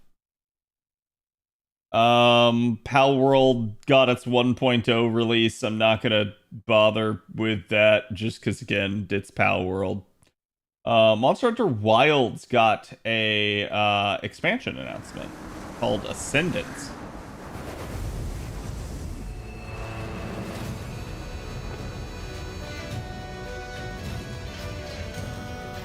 Okay, so it looks like your Sacred can use like air pockets to fly. Wyveria negated the weight of buildings and mounted the sky. I can't stop wondering, how can all this exist up amongst the clouds?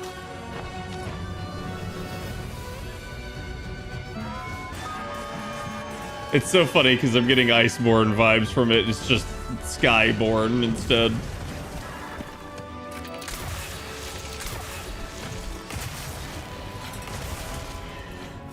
Okay.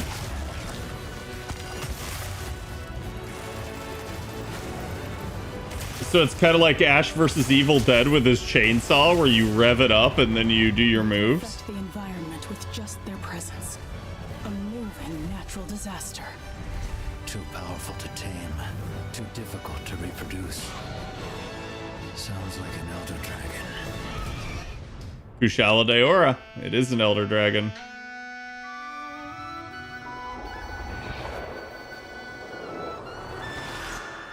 Honestly, I feel like that trailer didn't get me that hype. Like, I feel like I could have done a better job of that. Okay, hold on. Let's see. Yeah,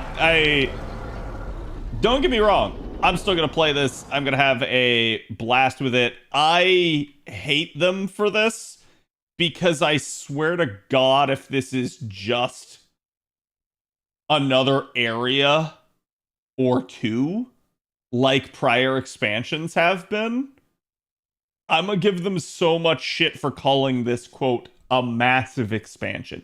If it truly is a massive expansion, great. But this has been the problem with Wilds, I think, for a lot of people from early on. They expected Wilds to be a departure from the normal Monster Hunter formula, and it truly hasn't been. It truly has been just more of the same. Which is great. It's fun. I love Monster Hunter, so I don't necessarily have a problem with that. But I can't say that people are wrong to feel like jilted in the fact that you didn't get more with it. So I am hopeful that it's truly a massive expansion and not them, I don't know what you call this, just doing more of the same. Requires Monster Hunter Wilds base game. Don't worry, chat. I'm sure they'll sell both. The good news is it is simultaneously releasing on Steam, it seems. Oh, look, Monster Hunter Wilds available now. If I click this next one, then Steve gets to say, hey, look, it's Sonic.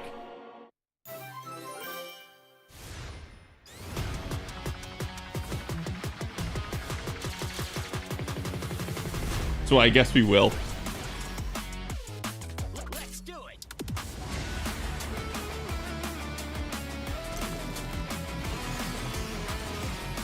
Holy shit, it's Spider-Man. How dare you?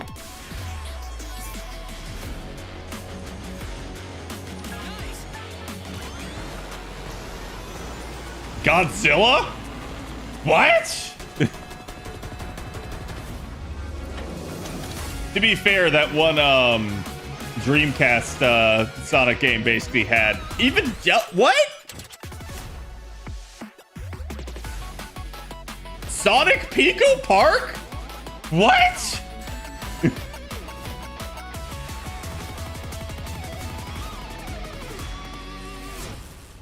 Okay. I guess it is what it is. I didn't want to watch. You know what? Fuck it, chat.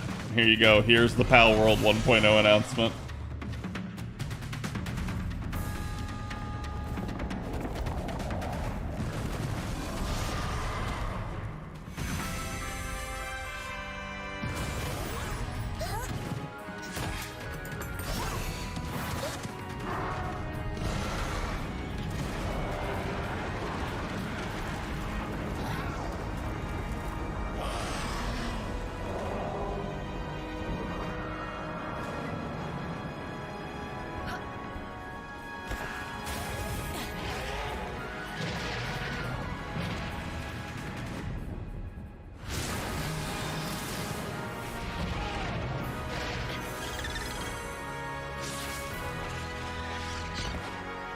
You know, Hado, you could have chosen not to say that.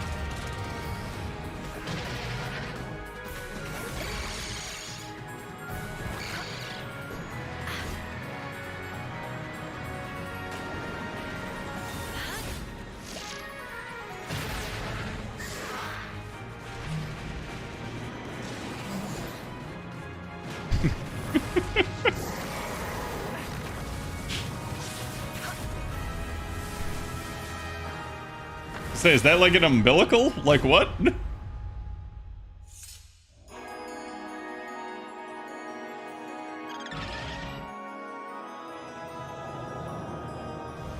Totally not Yggdrasil.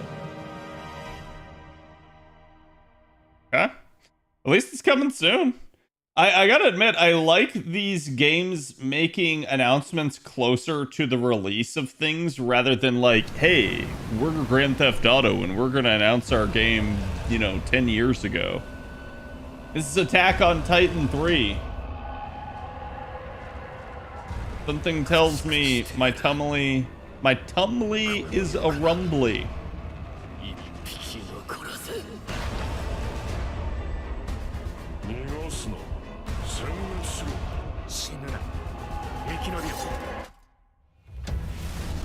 Oh, at least it looks great graphically.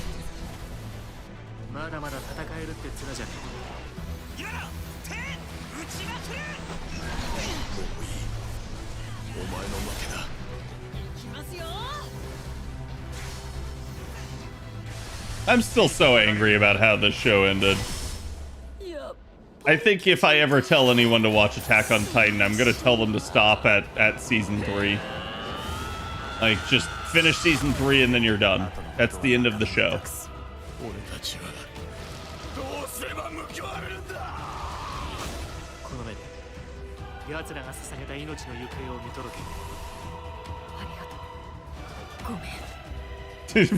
it for me. It did for a lot of people, I think. I saw the author apologize now about like how it ended, and he thinks that the fans deserve a better ending, and I'm like, yeah, the funny part is, if you know anything about that the author has redone the ending like 3 times already. So he's apologizing for the 3rd ending. It's like, dude, what? Wolf Among Us Remastered.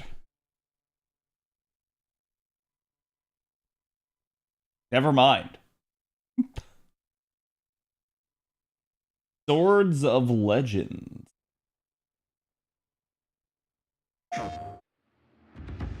You know it's all for nothing. Still you press on.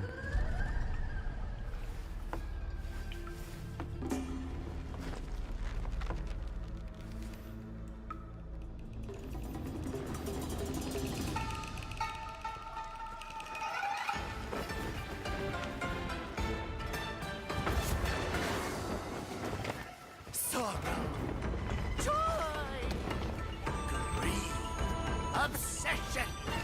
Step to the dream! Howling gales! Soul-raping squall! Sky sprouting!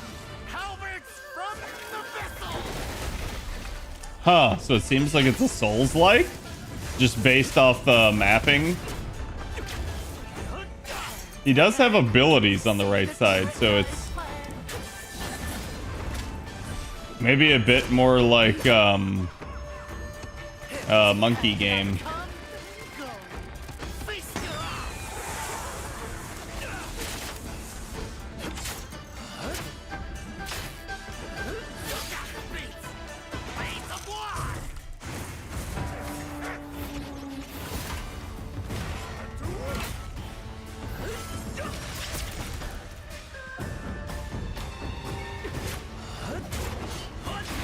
Yeah, it definitely reminds me of Wukong because of the summons.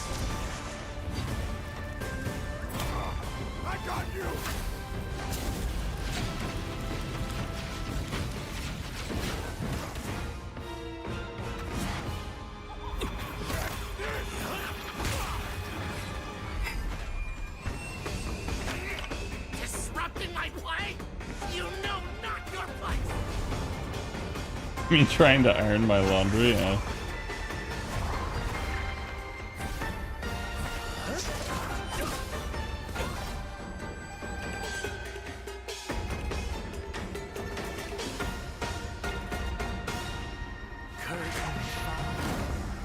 Dream is over.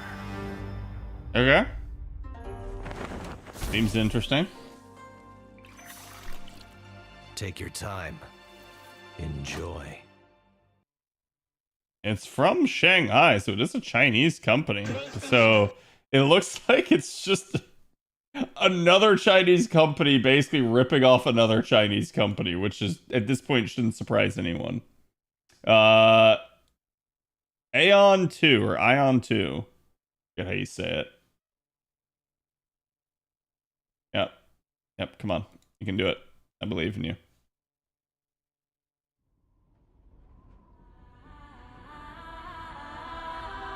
Got a shadow.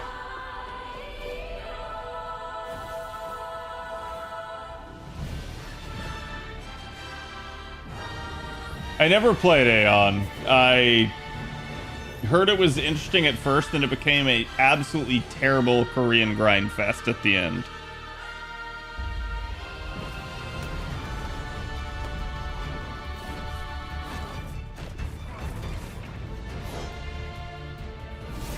So for those of you that are unaware, it was an MMO.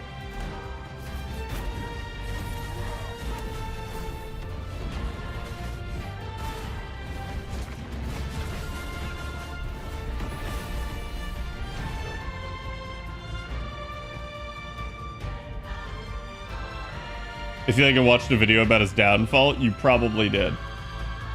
It was all the rage because it came out a little bit after Wrath of the Lich King for WoW. Right after like Crusaders Coliseum, when Wrath started getting super boring in the wait for Icecrown, a lot of people switched over from WoW to play Aeon. And it lasted all of about a month.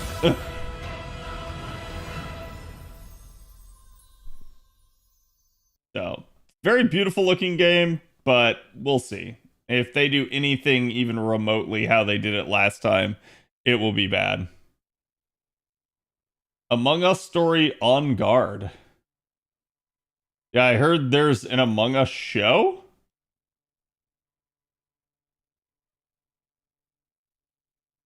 Bro, like, what? There we go.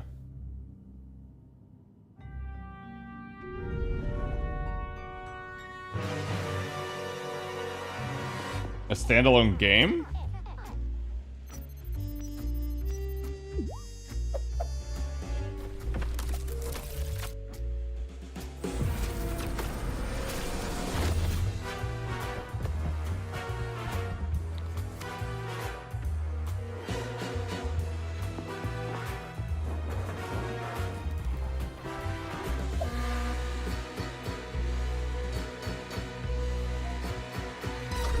Is it a detective game?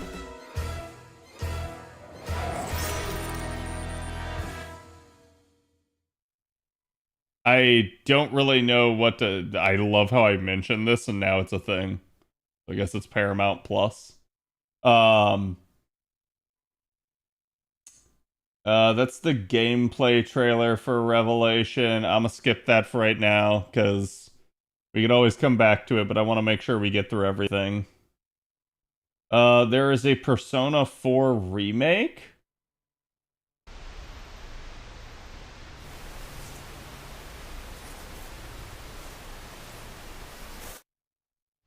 Which, chat, didn't they already like remaster Persona 4 recently?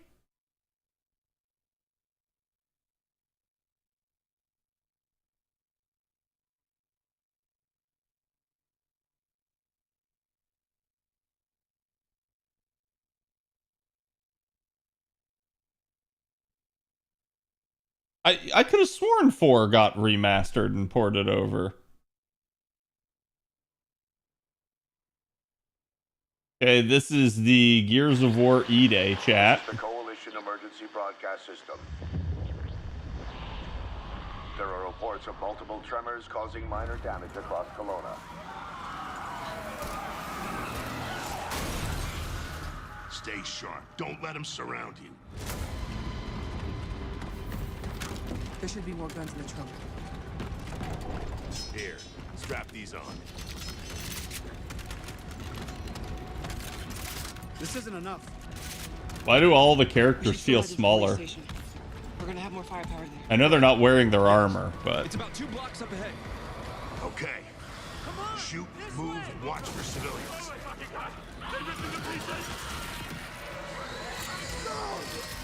Get inside now. oh, the reload mechanic. I'm familiar with it from Jedi Survivor.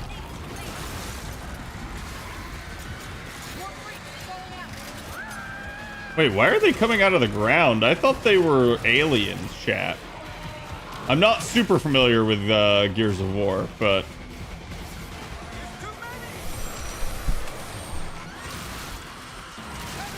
Are they demons?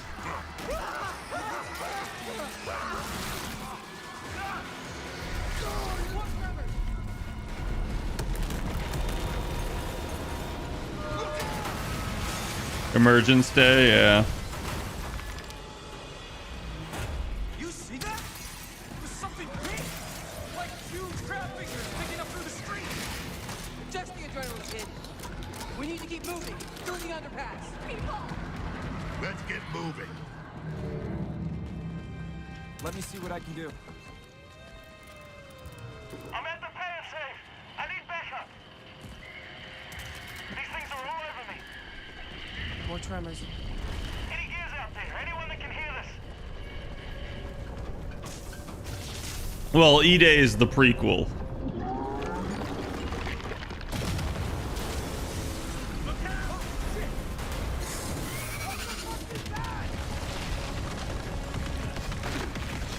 Target surfacing. Open fire.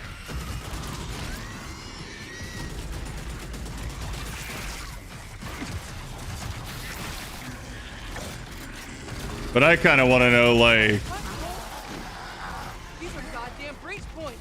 why do they already have, like, all these guns and stuff? Were they already special forces? Reloading. Cover me.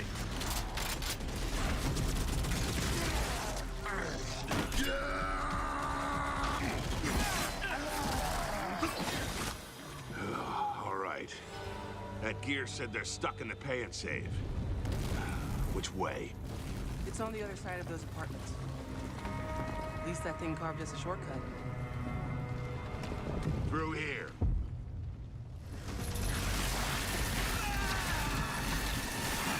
Too slow! Oh, bugger! Come on then! Oh. Nice shot! Oh, where the hell did you lot come from? We heard your distress call. Well, you saved my ass. But we need to make ourselves scarce. These fuckers keep pouring in every few minutes. More tremors, watch! Right on schedule. You guys here? Yeah. Who are you? Where's your squad? Damn, nice. Protecting some survivors nearby. I was about to get back when I got cornered in the I feel like if you tried to do that in most games, you'd just shoot the shelf.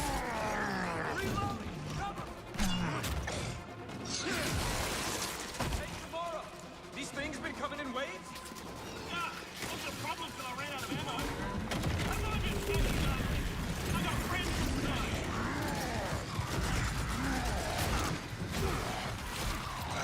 So why do the aliens hate them? Sorry, why do the subterraneans hate them?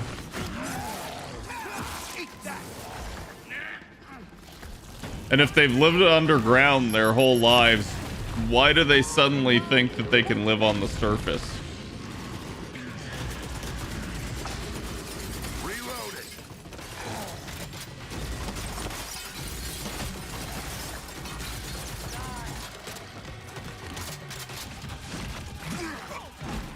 Oh, so humanity is the baddies.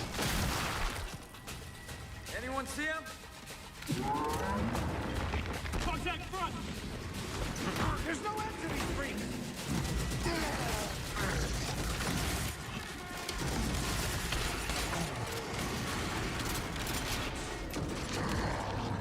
Pick 'em off. Do they have their own language? Do they have women? Has anyone tried aggressive negotiations?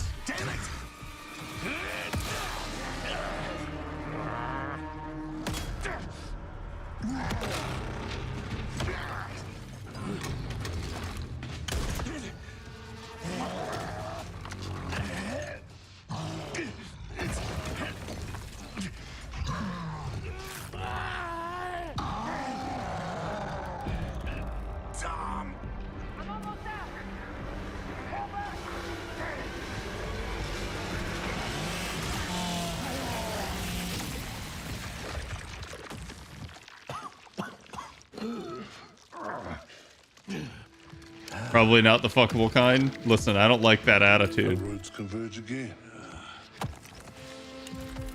Marcus Phoenix.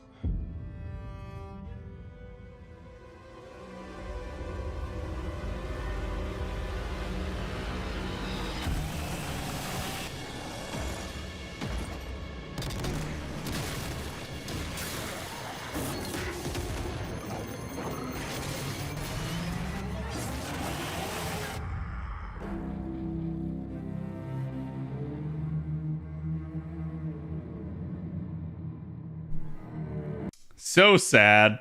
I understand this is great for the Xbox brand, but I'm so sad to see them go back to doing exclusives. The good news is we shouldn't care as long as it comes to PC, but who knows?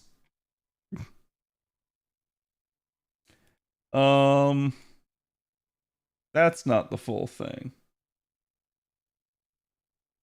Halo campaign evolved.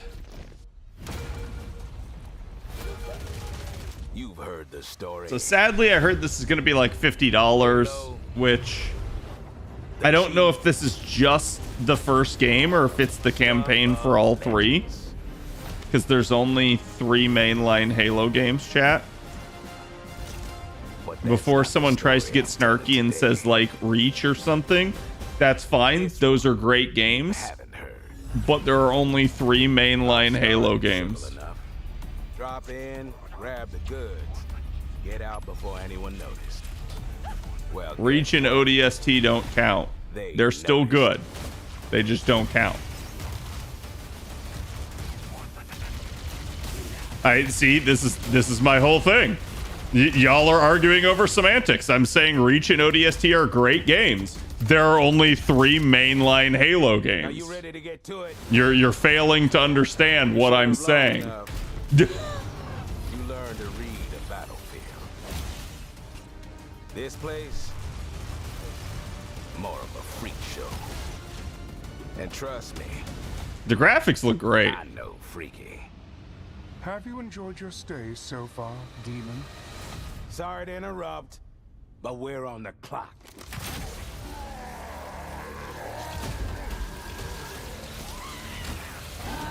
The thing with simple jobs is they always get complicated. The plans change. They did, but like clearly the new CEO is changing how Xbox operates, so I don't know if that's guaranteeable in the future. Just say there are only 3 Chief games. That's fair.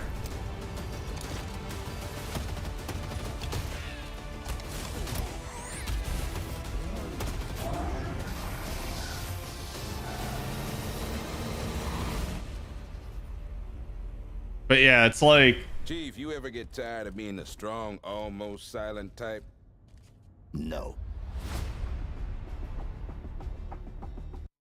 Like, as much as I like the original Halo games and stuff, like, I don't feel like I want to give them more money for this. Okay, this is the Resonance of Plague Tale Legacy trailer. I've already seen this. I'm not touching this game with a 10-foot pole. Because basically the story behind it is the macula no longer is like a thing just for rats. And now it's just a disease that spreads to people and like gives them powers and stuff. And now we're going to investigate it with this one pirate chick that nobody actually cares about. I don't really have any interest in this. They've kind of killed the entire plot point of the Plague Tale games to me. Okay, is this the Persona 4 thing? Revival? Of the Midnight Channel. Domino might have been on that Midnight Channel before she died too. Wait! Whoa! Now where are we? Whoa. Feels like we're someplace totally different. Watch out! Now then, whatever's going on here, we're getting to the bottom of it. To wield a persona is to wield direct control of one's heart. Damn, Igor. The heart is strengthened through bonds. Doesn't it sound cool? Someone had to see that. I'm glad it was you. Was that supposed to be him? Good times never seem to last long, do they? I hate you, sneaky, stupid bully jerk! I can't wait! So, shall we? Really? So neat! Come on, don't call me that. All shadows were originally born from humans. Well, then that means Senpai got killed by her other self. No! Get out of here! Don't look at me! Does that mean you're just gonna stuff me back in your head and pretend I'm not Rhea? I can't! I can't! Persona! Alright. Which means that we also gotta catch whoever's tossing people in here. Damn, a Persona I'd like dice. to help too. I'm not running away from this. Oh, but I have no problem taking down shadows. It's over! So yeah, I'll be counting on you, partner. Then let's team up and catch this jerk. Let's end it! Here! Go! Persona!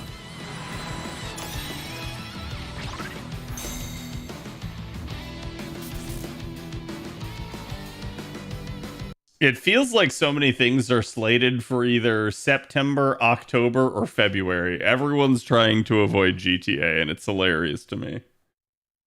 Yeah, so there's Xbox on PC at least, and I think this is what you're going to see.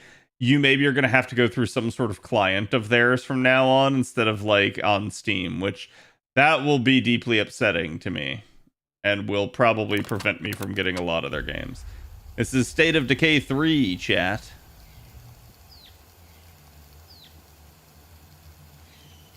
It is on Steam? Okay.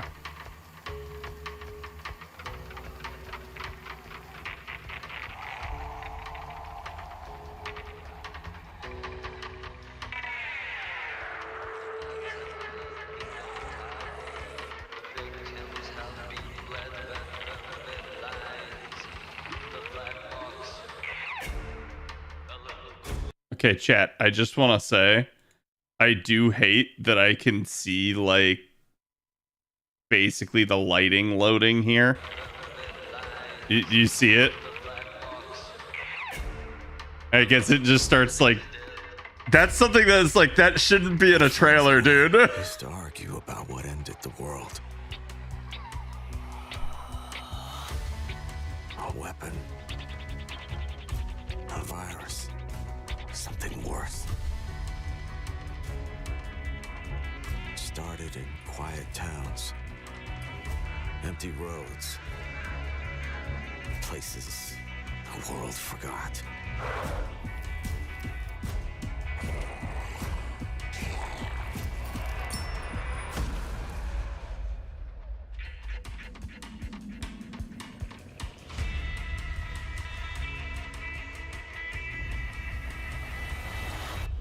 Guys, I found a nest. I've never played any of the State of Decay games. How are they? Built walls. Pushed back against the night. Like, is it a zombie RPG, basically? As the world has become more dangerous than ever.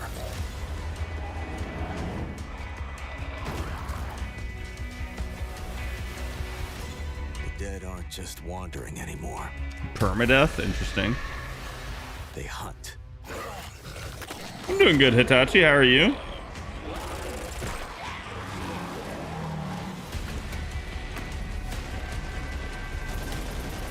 In the end, it doesn't matter what you believe. What matters is that when the dead come through the dark, so do we.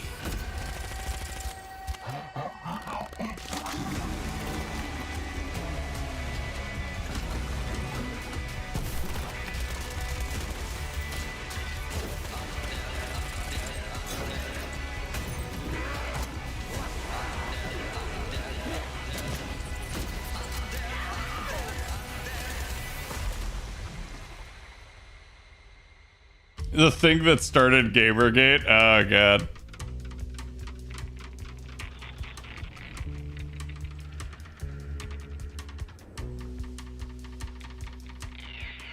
Yeah, I know who you're talking about.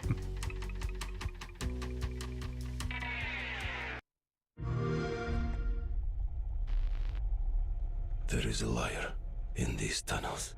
Yeah, this is Metro 2039. They call him Führer. But that is not your name. Your name is Hunter.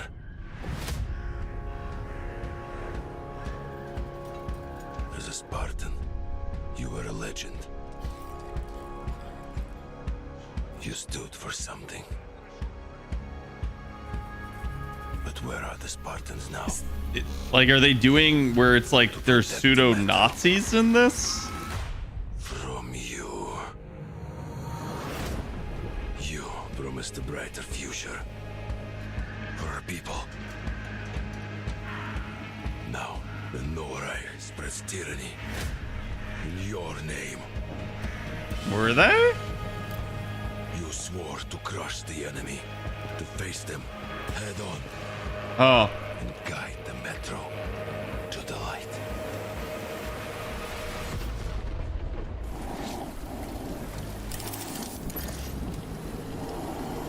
But darkness consumes you. Yeah, as long as it was already a thing, I'm okay with it. But, like, I was gonna say, if this is just them kind of, like, being like, hey, we're out of ideas, here's our bad guy, I'm kind of like, eh? That feels like a weird fit for this. As long as they had already, like, done it before, I don't mind. Drowns you deeper in lies.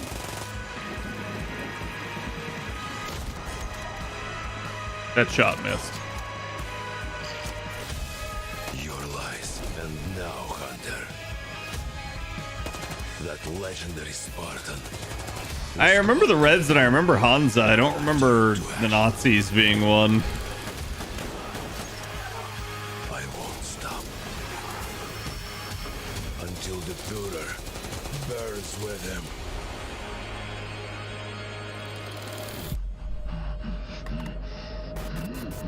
Hey, they're basically all Russia.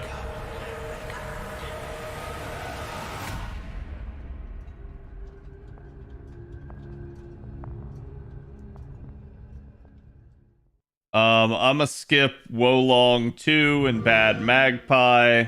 I'm gonna be real with y'all, chat. I don't have any interest in Senua. If you guys do, feel free to watch it. I'm also not gonna watch the Doom the Dark Ages expansion. I honestly, I'm actually curious about this as someone that's played Age of Empires for years. We know only one way of life. We know the thunderous crash of the waves against our ships. I just wanted to see what they've done with Age of Empires 4 because the little bit that I played of it, I didn't care for it. It plays nothing like the original Age of Empires to me. Because Valhalla opens its gates only to the worthy. And the next proving ground awaits just beyond the horizon.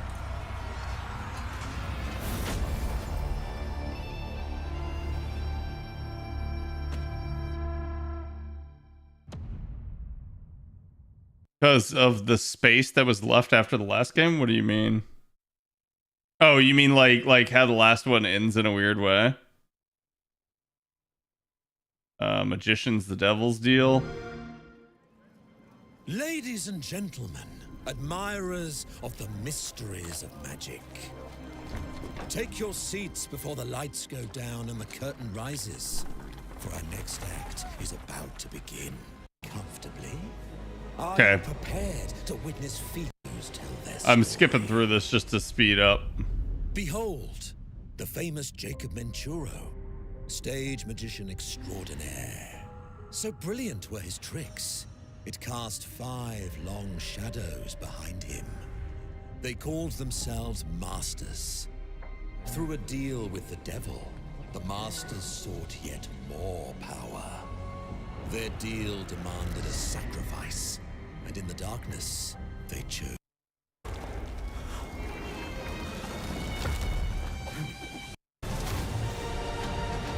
Okay, so this is basically another God, what's the one game called? By Arcane Studios. A deal's a deal, Jacob. I'll see you soon. Like uppercut? Focus? No idea. BioShock? No. I mean, yes, kind of, but no. This is Valor Mortis.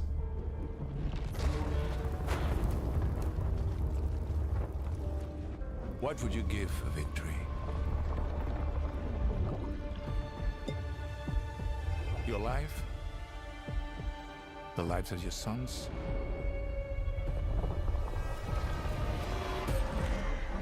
Deathloop? No. What's the one that they're actually famous for? The one they Dishonored. Thank you. Yes. I mean, I guess BioShock is actually what they're famous for, but Your enemies break their will. it's that struck me as like Dishonored. Would you have the strength, the resolve to wield it?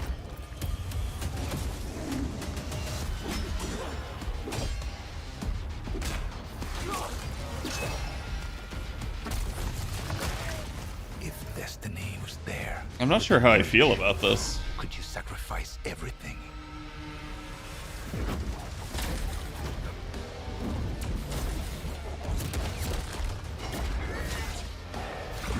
It just feels like a really For your country, weird story to me. for your empire.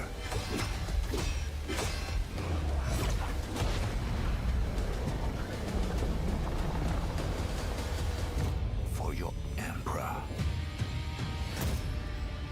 Putting this right after the Magician one? Yeah. I actually don't have any interest in this whatsoever, and I'm kind of sad. It's all the presentation of it just feels really odd to me. And it's mostly because like parts of that feel like it's almost like Dragon Age, and then other parts of that it's like, no, it's the French like the French Napoleonic times. I'm like, okay.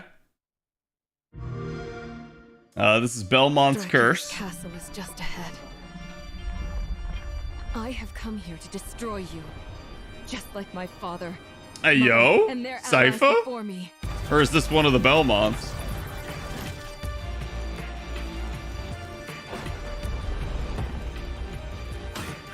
No one believed me when I said the newest Belmont. It reminds me a little bit of Bloodstained. It's her and Trevor's daughter. Yeah. Have we had games involving her before? God has given you another chance, Rose. You must use it wisely to better control your curse and strengthen yourself. Interesting.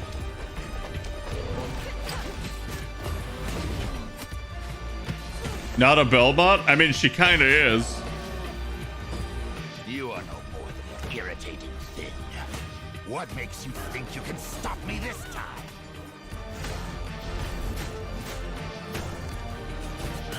I've always wanted a pet Belmont. Stupid girl. I will show you what hell is. I am Rose Frickin' Belmont, death again.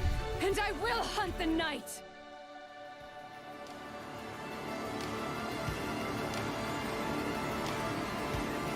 October as well. Interesting.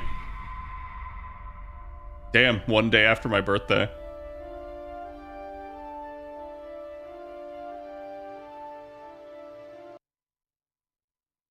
There was a Persona 6 teaser announcement. I'm not even going to bother. We know it doesn't really show anything. There is a new Spyro game. I know that Kiki's pretty hyped for this because she grew up playing the Spyro games.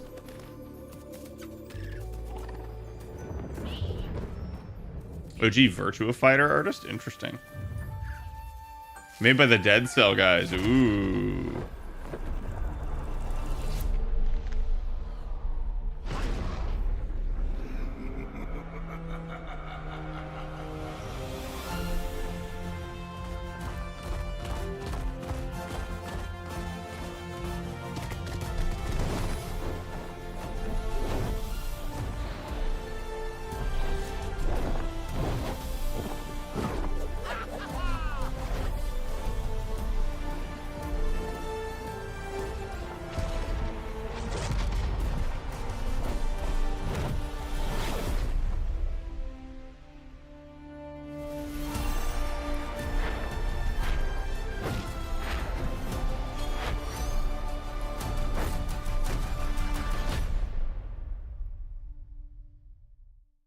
We'll see.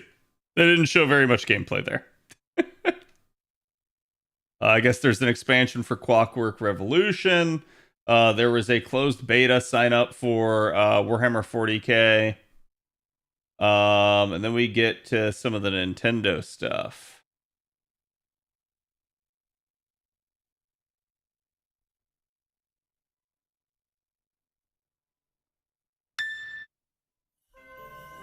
The first Final Fantasy in HD 2D.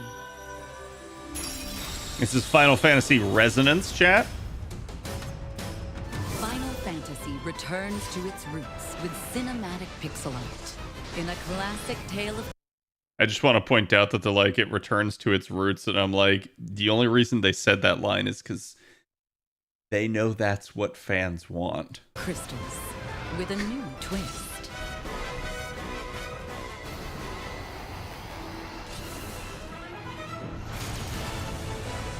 Final Fantasy Resonance.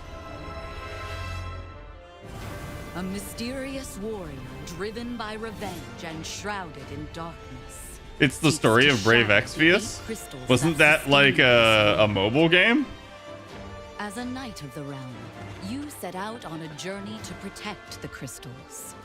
Encounter allies bound by a shared fate. Explore fantastic lands. Then why are they remaking it into a bigger game?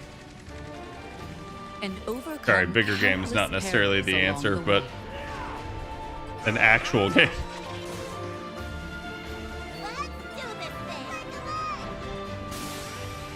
Uncover the secrets of the past as you discover the truth of this world. Summon new strength from outside and within.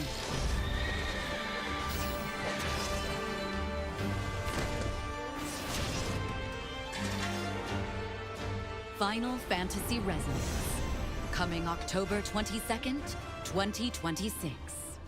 Interesting. Heroes resonate across worlds.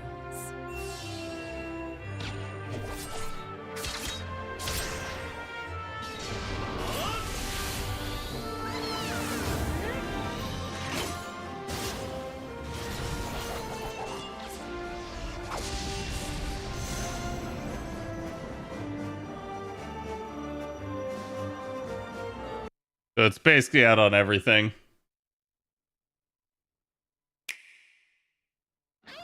Nintendo Switch 2 editions of these 3 Xenoblade Chronicles games are incoming. All 3 games run at 60 frames per second, with 4K resolution in TV mode or Full HD in handheld mode. In-game cutscenes also have enhanced resolution and frame rate. Not only that,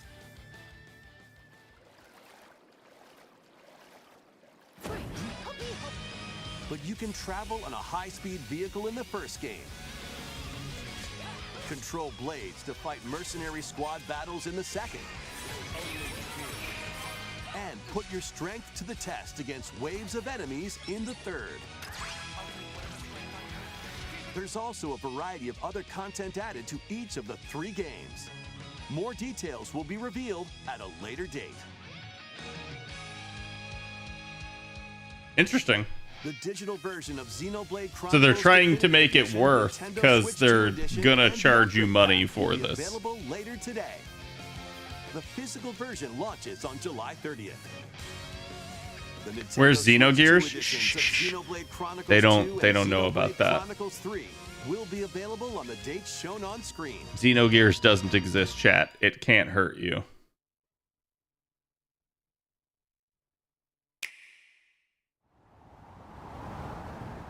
Not to distract you from Xenogears,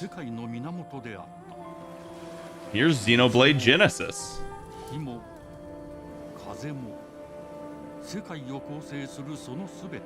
This does make me think it's like a Halo world, where it's a circle that you're on the inside of instead of the outside.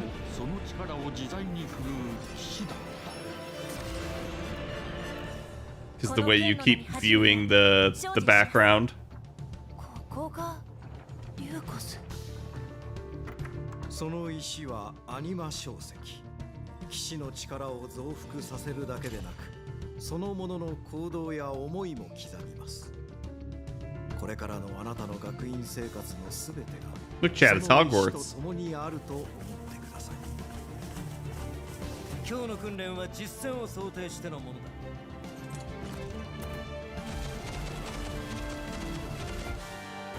Yeah, it's Blade Warts. なんとなく分かった気がする。騎士って人殺しの職業だ。奪われた側はどう思うんだろうな。真実見つけてみない？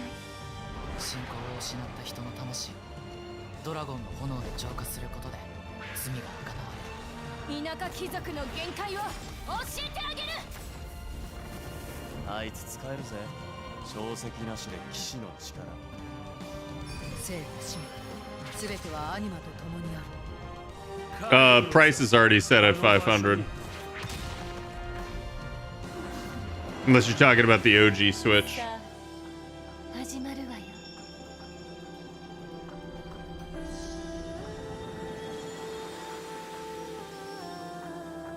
兄上、行ってまいります。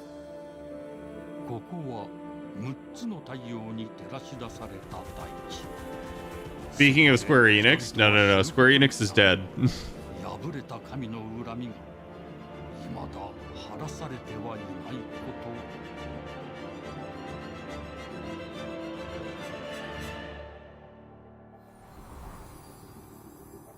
と。 Yeah, this one actually does look interesting to me. I like the overall theming and designs of what they're doing here. So that one may be one that I pick up because, chat, I got a Switch too. Yeah. There was the Pocopia stuff. I'm not going to show that off. Then we're going to skip right to Fire Emblem. This is the Dagdan Empire, a prosperous land ruled by the gods. The capital, Daxian, plays host to the Heroic Games, the winner of which is granted one wish. Powerful fighters from across the land have gathered to participate. Chat, I can't believe they made Fire Emblem Alucard.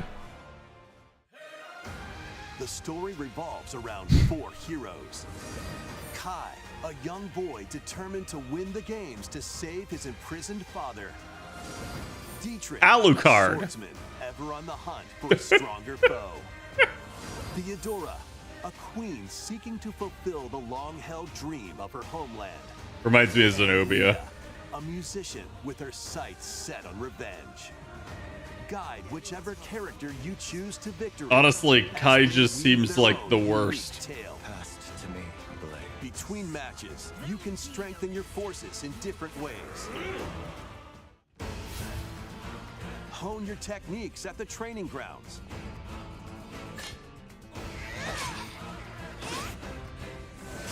I'm figuring it out. Recruit new allies. Or travel beyond Daxian's walls to gain experience. I just can't tell if this is a typical Fire Emblem game or a different style. Combat takes the form of turn-based tactical battles. Because it has this. But then they just showed us almost like RPG-like screens. Plus, each of the 4 main characters comes with their own special techniques. By using these techniques to the fullest, you might turn the tide of battle. Rejoice with me at the advent of the underworld. We look upon the Promised One, who will route you here and guide the living to salvation. How did it feel to upheave the world?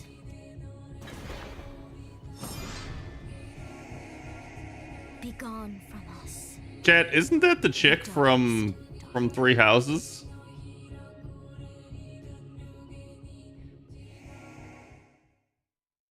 No? Where have I seen her before? I've definitely seen her before.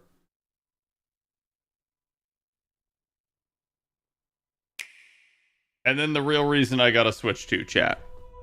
Long ago, there was a land called Hyrule, created by beings of supreme divinity. She's from Three Houses? Okay, I thought so. There lay a small forest.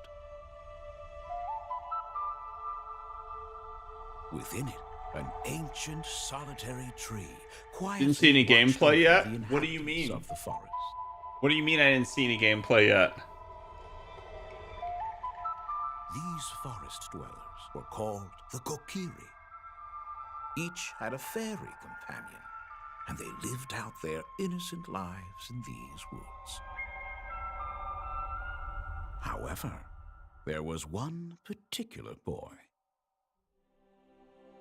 who did not have a fairy.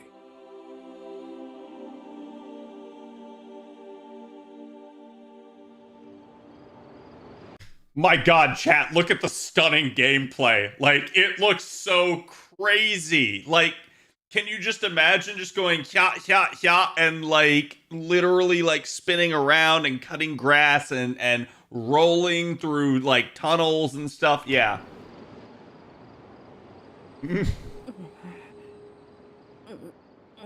It's long. Honestly, do not like the way he looks. I think they picked like the worst image for this because yes, it does look really weird with him like lying on his side. You're not going to see him like that at any other point in the game.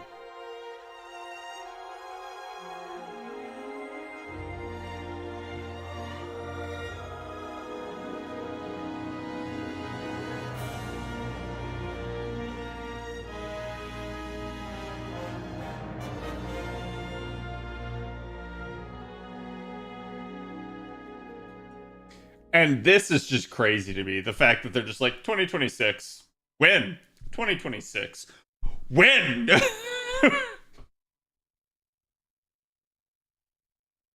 There was also Kingdom Hearts. この世界の構造はとても複雑で、私たちが定義する光と闇。There was Dustblood and Star Fox, but I'm not gonna bother with that. でもそれを定義するものがこの世界に来たことで、この世界にも私たちの定義する闇が現れた。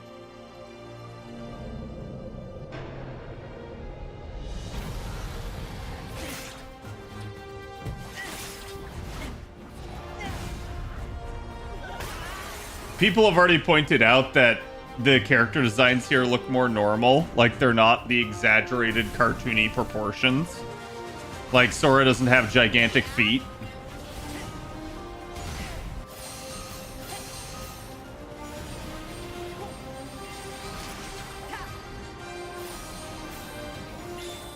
This Kingdom Hearts looks like Final Fantasy to me. That's because it's all based off Final Fantasy.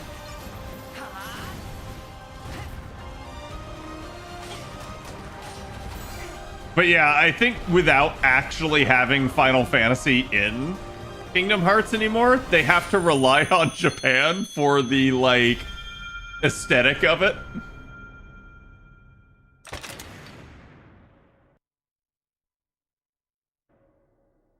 Also, wait, did that say Kingdom Hearts 3? No. Man, they did not overlay that well. That was easily, like, mistakable as Kingdom Hearts 3.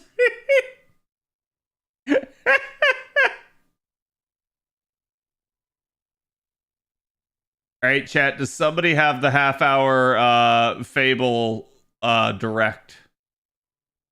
That's what I need, and I don't see it.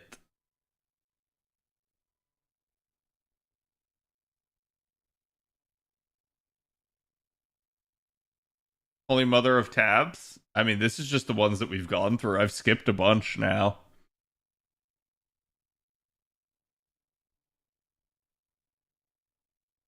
I'm not repeating the joke. Because the IV is keeping the franchise from dying, yes.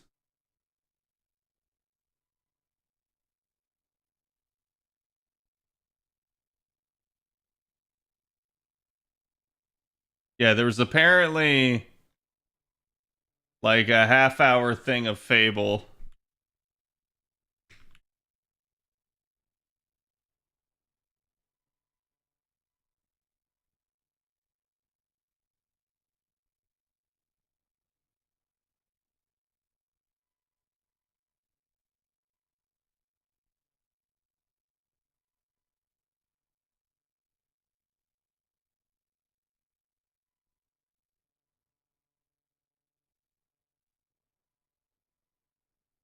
Yep.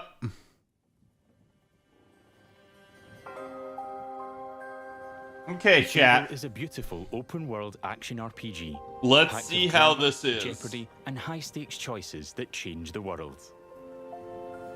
But at the heart of Fable is a game within a game. A game endless within a game. Interconnected life sim where you'll be remembered for changing people's lives, building property empires, manipulating the economic fate of entire settlements, and more. And as you do all this, you'll build different identities and experience a complex, nuanced morality that is so much more than good versus evil. It's what you'll do in Fable when you aren't saving the world, and we call it building an extraordinary life. Let's dive in. Here I am in the middle of Oakshire, one of the 6 regions in our visually diverse open world. It's characterized by beautiful... Okay, hold on, chat. He's got such a thick accent, I have to put this rolling on. hills and lush, colourful foliage, inspired by the British countryside. There are settlements of different sizes throughout the world, each with their own population, traits and landmarks. Albion is full of variety. We can see one of those. Like, I can understand him, but I realize it's probably really difficult for you guys. And the largest settlement in Oakshire.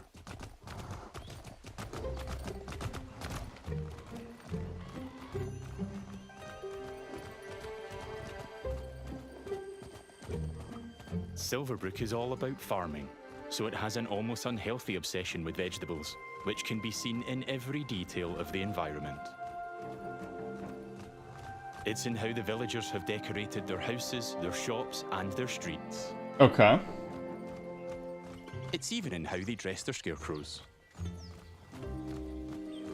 When I enter a settlement, I quickly run into the beating heart of Albion. Harmony. Its people.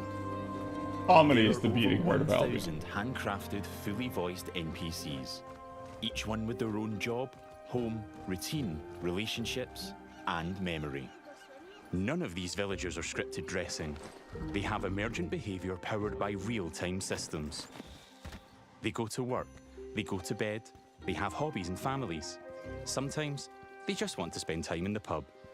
Albion feels alive because its people have lives. I've never been Unlike to its players, I'm and because I've done nothing of note yet, Max the stable hand here is completely indifferent to me. Got a minute? What do you want then? So, if I ask him to follow me... Follow me. I don't deal with randos. He won't. And he thought I was weird. That's fair. Right then. Bye. Mind how you go, I guess.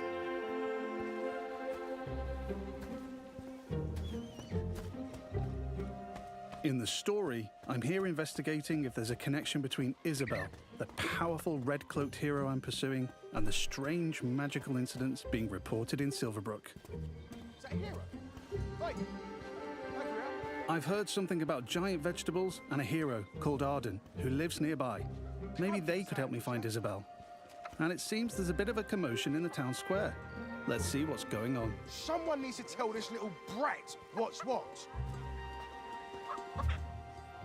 Oh, hero, can you do me a favour and get this bloody kid away from me? No! I won't let you kill Colin! Hero! You have to stop him. Look, kid. They gotta do something about the lip sync. Colin's just a pig. Do I need to spell it out? But It's I'm not the like all best. the other pigs, am I, John? Oh, look, I am not having this conversation with you again, Colin. Did I just understand that pig? Oh, yeah, the novelty wears off after a bit, trust me. Colin's special. Please. We can eat something else at the Silver Travel Feast. Well done. People are expecting a hog roast, kid, and I've been preparing this pig for ages.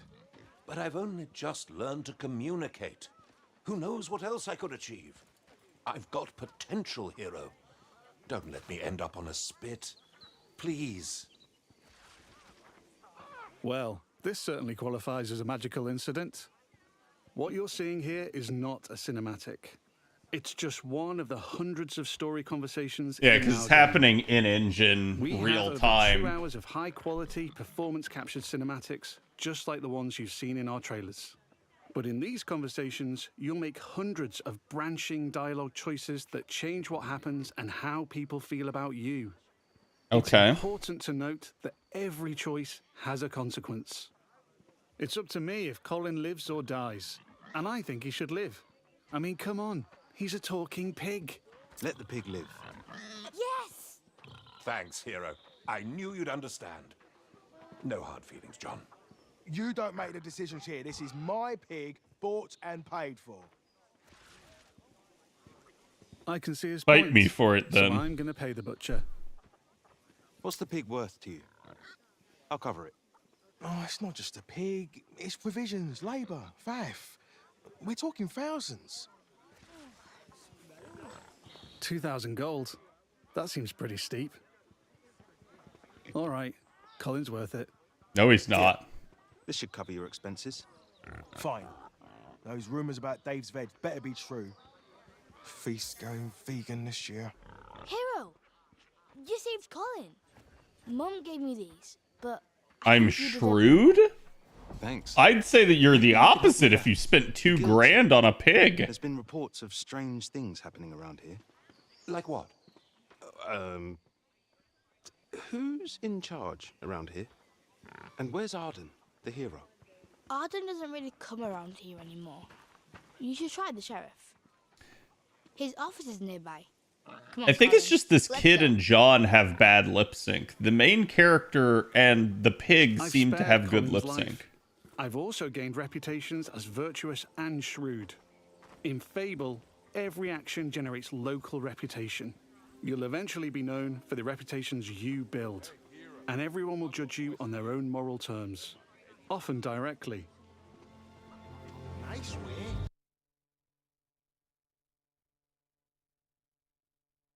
Reputations you build, and everyone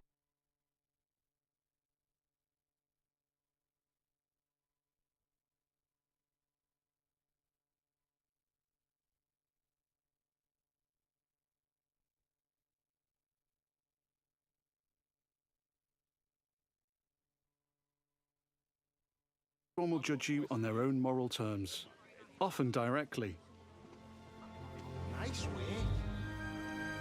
And this is at the center of our complex, nuanced take on morality, evolving beyond just right and wrong. It reflects real life, where morality is multifaceted and subjective. One person's good is another person's evil. I'm saving something. Even being merciful will divide opinion. Let's chat to some other folks and see what they think about me. Hello there. Hey, you're that hero. This is Jack the Beggar. He's a commoner who's unemployed right now, which is a shame, given he's a hard-working sort of person. On the right is how he feels about me. Jack likes my virtuous reputation and thinks I'm principled. Other NPCs might feel differently about my choices, because each has their own moral view on the choices you make. There are lots of ways to interact with NPCs. I'm going to give some gold to Jack, because he seems nice, and he's a bit down on his luck. For you. I hope it helps. Well, aren't we Mr. Moneybags? Cheers. He was grateful for that, and he felt I was being kind. Let's give him a bit more. Let's not. Here. Don't spend it all at once. This takes the edge off. Thank you. That made an impact. I've gained a reputation for being kind, and I'm known for it across Silverbrook. Everything you do has a consequence. Let's leave Jack. It feels like that'll be way too easy to manipulate, though. Fresh air, you know? Now kick the chicken. I do like Jack, though. Maybe I should buy him a gift. Oh. There are lots of shops with different stock across Albion. Let's go to the general store across the street to see what they have. Every business has NPCs working in them as part of their daily life. Just like Megan here. This is some quality stuff. Welcome, hero. What can I do for you? Doing my deal to save Colin gave me a shrewd reputation, and Megan here is a fan. She's an ambitious commoner, and she thinks I'm savvy because of my earlier deal-making. Every NPC has unique characteristics driving who they are and what they think of you. You know what? Forget Jack. He's dead to me. I'm going to try flirting with Megan. Phew. Is it hot around here, or is it just you? Well, aren't you confident? Between you and me, I've always wanted to swoon. That went well. Megan thinks I'm charming and flirty, and I've started to build a reputation for it in Silverbrook. Let's ask her out on a date. Do you want to Damn, it's Tinder, chat. Do you believe you're almost what I'm looking for? Clearly she's interested, but I'm not worthy of her time just yet. She wants to date an entrepreneur who owns their own home and only wears fancy clothes. They're high standards. She is ambitious after all. All right, I'm invested in taking Megan on a date. Let's go. I'll be back, I'm sure. You have a smashing day. First, I'll need to buy a business to get a reputation as an entrepreneur. In Fable, I can literally buy any business. I could buy that bakery across the street. Can you or buy around the Megan's corner, business? I could buy one of the stalls. But you know what? I think I like the pub. The Silver Trough. It's simple to buy a property. Interact with the deed outside the front door to see income, price, and the number of people employed there. To be honest, I've always wanted to own a pub, so let's buy it. Maybe this is the start of my business empire. I'm a proud new pub owner. Now I can set You can prices manage and prices wages, and employees. I can manage the staff. Every villager performs differently. Here, Susan the bartender is great with customers because she's caring. And that's giving my pub an income boost of 10%. Thanks, Susan. The pub's understaffed though. As the new owner, I should probably sort that out. And guess what? I know just the hard-working fellow. Let's go back to Jack the beggar. I don't think he's hardworking if he's just sitting there begging.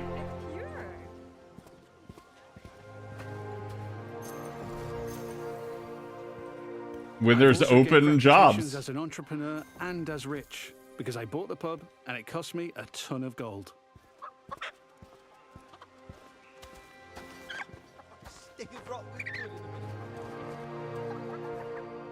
Jack, you're no longer dead to me.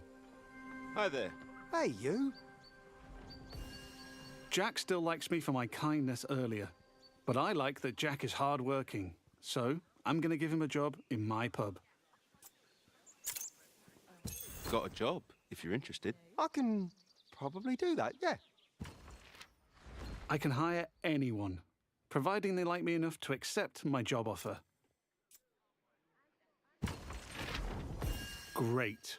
Jack is thankful I've made a positive impact on his life. He's no longer a beggar, and he's now a bartender.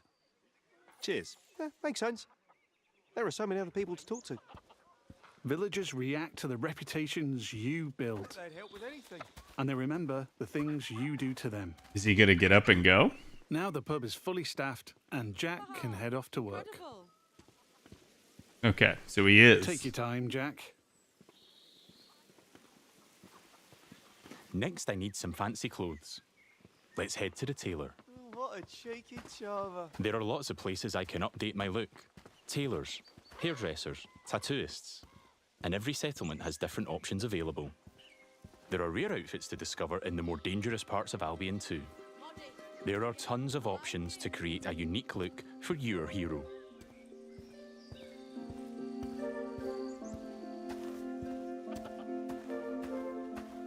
This place looks fancy. Let's head inside.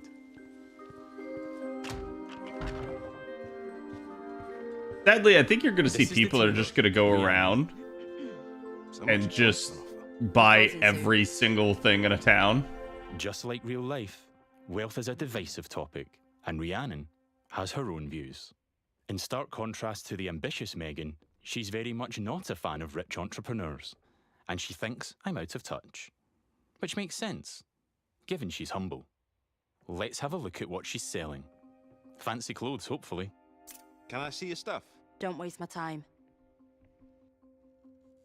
Rhiannon's jacking up the prices by 80% just for me. Looking closer reveals why. That's just how much she hates me. Jesus! This is just one example of where your choices ripple through all the interconnected systems. 80%'s And here, pretty I've got steep, a character though. customizer. I'm free at any time to find a wardrobe and change a bunch of different things about myself. I can change my skin tone, body, head, hair, and lots more. In the tailor, I can only buy clothes. But there's over 120 different shops in Albion, each with their own stock and items to buy. Let's finish my outfit with some fancy shoes.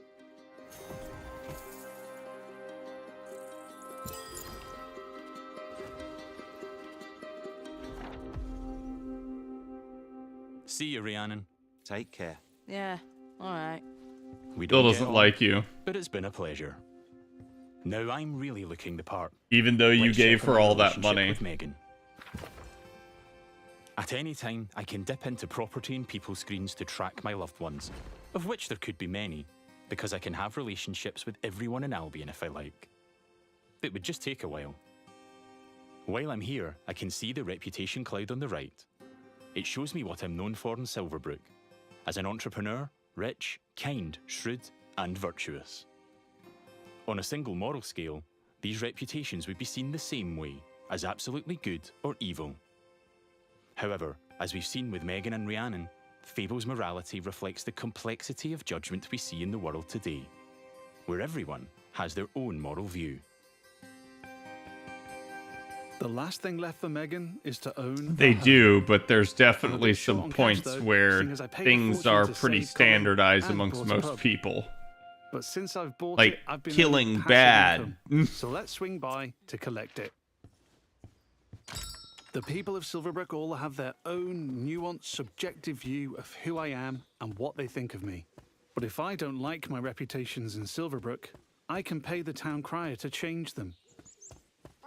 I give them gold, a lot of gold, and they spread a new reputation for me. If you're rich enough, you can change what people think of you. Here I am at the Silver Trough, now under new management. Okay. Let's head inside and check in on our employees. Wow. There's Susan, my star bartender from earlier. Well, aren't you a do-gooder? Hey, you. Working hard? Just who I wanted to see. You. Oh, she fancies me because she thinks I'm compassionate. Sorry, Susan. I only have eyes for Megan. Keep at it. You and me, boss. But if you can have eyes for anyone, why not just be the man whore that you And are? there's Jack. Let's say hi. How's it going? Just working. You know me. I knew you'd work out, Jack. So the question is He is a Jack hard-working ever fellow going to after take a all. bath or get better Keep up the good clothes? work. Now that he has See a you, boss. job. Things seem to be ticking over in here, so I'll head downstairs to the income chest to collect my profits. There's an income chest in every business I own and every property I live in. I also It means wonder, I is don't there have to like a go to time of each day? individual Like, is there place, day and and I night can collect cycle? all my income from any of them.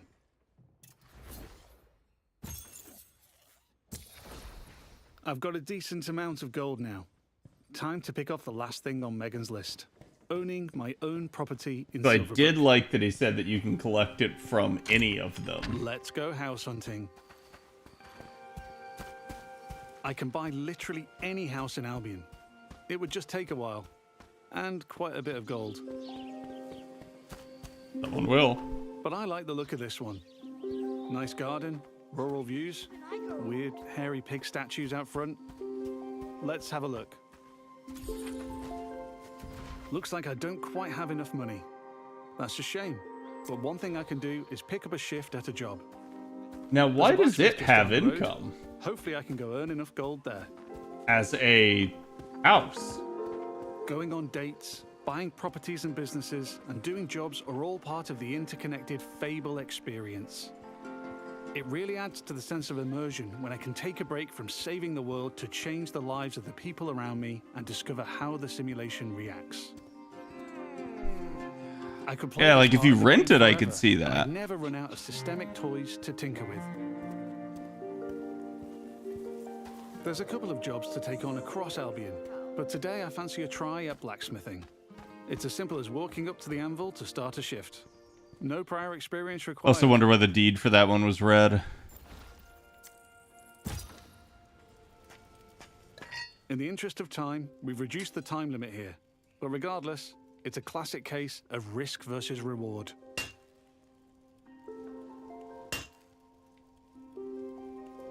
I'm constantly having to balance speed versus precision, while trying to earn as much as I can.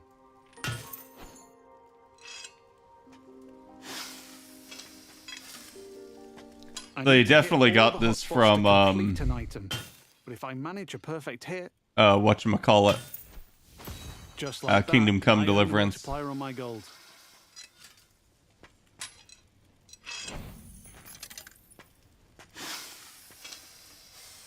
That's a successful shift 18,000 completed. gold for one I can return to the Pitchfork? blacksmith any time to earn more gold and gain blacksmithing experience while building my reputation. I hope they have that tuned up, because that seems a little easy. I've Plus now his got just income about chest enough is gold full for the again. house. Let's head back down the street and buy it. Like, they must have the stuff tweaked, because, like, There are guard stations the in second every he settlement. bought They're always there to keep a watchful eye on the villagers, and probably 2 eyes on a hero. the second he bought the I'll find myself in trouble with the law. bar, And it that will it change what filled people up. think of me. So literally, it's like they just have the rates tweaked to hell and back. We're back. Let's buy the house.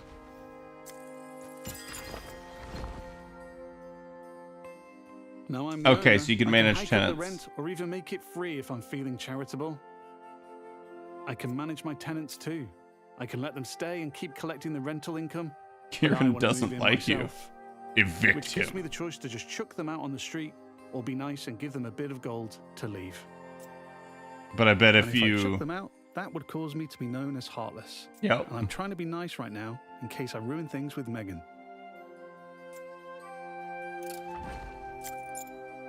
And now I'm free to move in.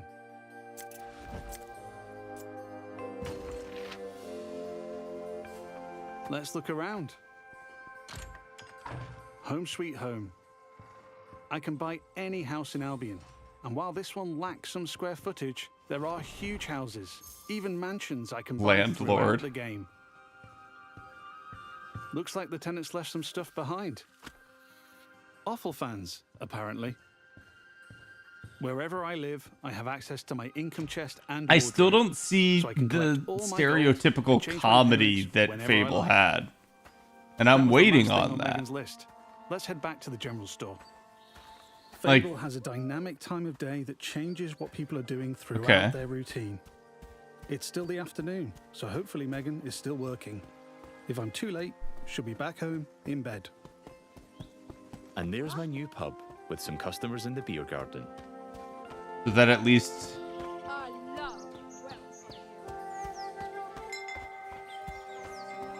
Now we're back at the general store. Let's find Megan. Going in through her back door, huh? Just the person I wanted to see. Still interested? I've ticked off all Megan's dating goals, so now my chances of romance are much improved. Let's ask her on a date again. How about a date? A date? Oh, I'm chuffed to bits. I can offer a gift to increase my chances of a date being a good one. As tempting as my new offal is, I'm going to give Megan flowers instead. No, give her the awful. I think she'll like them more.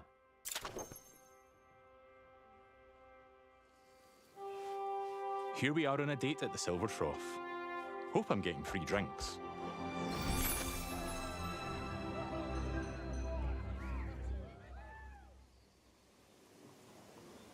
Looks like it went well. That was quite the date, hero. Loved it. Hey, you. Oh, hero. Yeah, that date was just brill. I hate this, Megan like, found me quite charming. Zoomer lingo. I'd like to make things official, so I'll ask her to be in a relationship with me. So what do you say? Ready for something more? And what a lovely couple we'll make.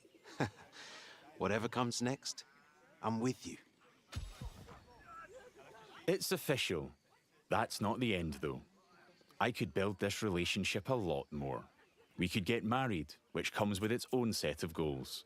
We could move into my house and start a family. And I can even hire her for one of my businesses. Things could go the other way, too. Why did he say, and I can even hire her for one of my businesses when he's hovering over the thing that says have a child? I could break up with Megan, or divorce her in future. Or I might make choices that make her divorce me. There's lots of ways I could change her life, and she'll remember. But we've seen enough romance for now. Bye, Megan. I have to go. But you're welcome to watch me leave. You have a lovely time, sweetheart. Before we go, I've only really demonstrated what it's like being an upstanding citizen in Silverbrook. Our game is one full of contrast, though. Modest. Yeah, I like it. where I decide the kind of hero I want to be. So let's briefly explore what it's like if I'm not so nice. Hi, Susan. Nose to the grindstone. Love to see it. Lovely to see you, boss. Sorry, Susan. You're fired. Yeah. You're fired. Sorry. What? You're gonna regret that, swine. She's not happy about that, and she thinks I'm being heartless. But because in Fable morality is subjective and varies from person to person, not everybody will have a problem with that. There might even be someone who fancies me because I'm heartless.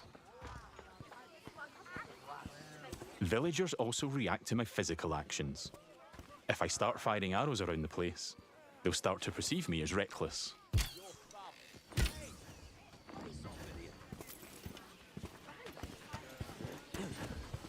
I can even take pot shots at the locals if I want.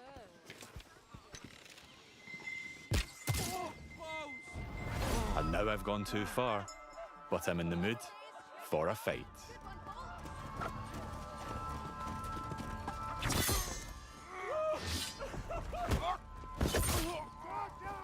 In Fable, you can express yourself with your own combat style, combining strength, skill, and will in style-weaving combat. You choose the weapons, skills, and abilities you want to use and blend them seamlessly together.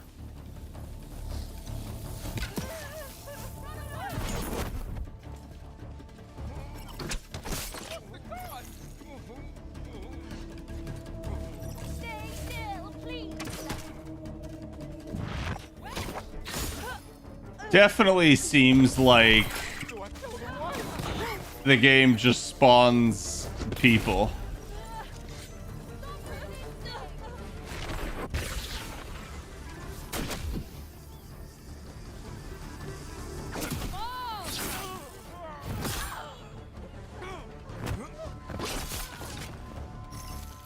I'm putting up a fight, but backup will keep on coming until I leave Silverbrook.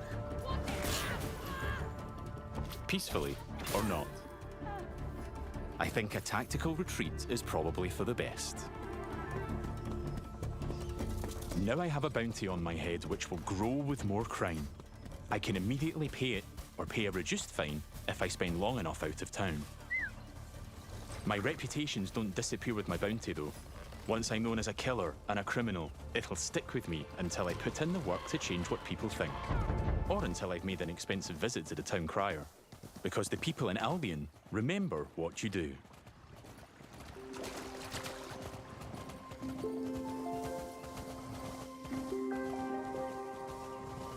Over the past 25 minutes or so, I've bought a pub and a house, been a landlord, and changed a beggar's life. I've customized my look, saved a magic talking pig, fought the law, and I've built a relationship with just one of Albion's 1,000 handcrafted, fully voiced NPCs. And here's the reputation cloud again. I'm rich and charming because of my spending habits and my relationships. I'm also a criminal and a killer due to my reckless behavior and fighting with the guards. Yet, I'm shrewd for saving Colin and an entrepreneur because I bought the Silver Trough. I've built a complex, rich identity in Silverbrook. That's the way a lot of games handle it. To through their own moral view. I'm not simply good or evil. I'm so much more than that. There are many more settlements across Albion to explore.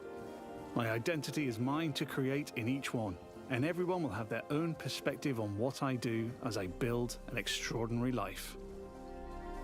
Thanks for watching, and stay tuned for more in-depth Fable information as we move closer to our launch.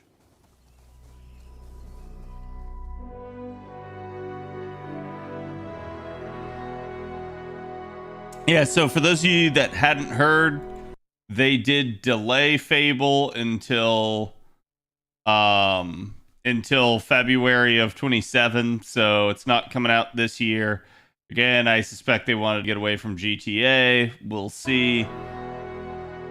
Maybe GTA will come out and be so great that no one cares about Fable, or maybe Fable will be really good on their own. So, definitely an interesting thing.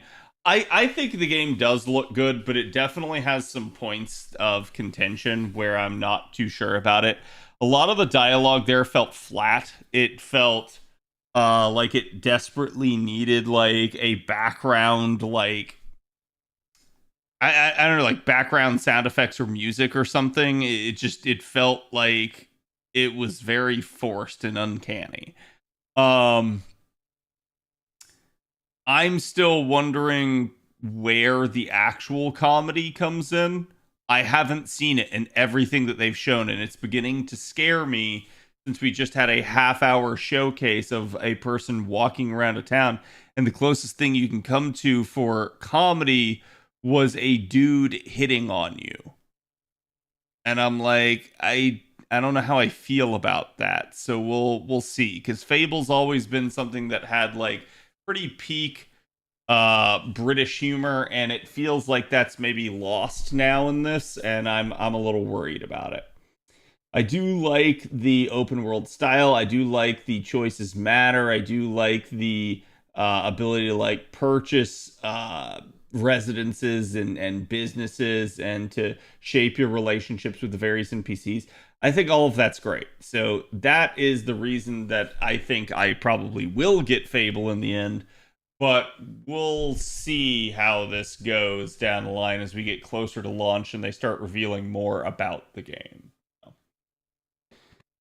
Marvel humor is far cheaper. Yeah, I mean, I can't even really say that there was much humor there. I think that they intended for the whole talking pig thing to be humorous, but it just didn't feel like it was. It didn't feel like it actually had, like, writing behind it and that they weren't just doing something else. I don't know. Anyways, chat. Let me see who all is on tonight. I'm going to end things here.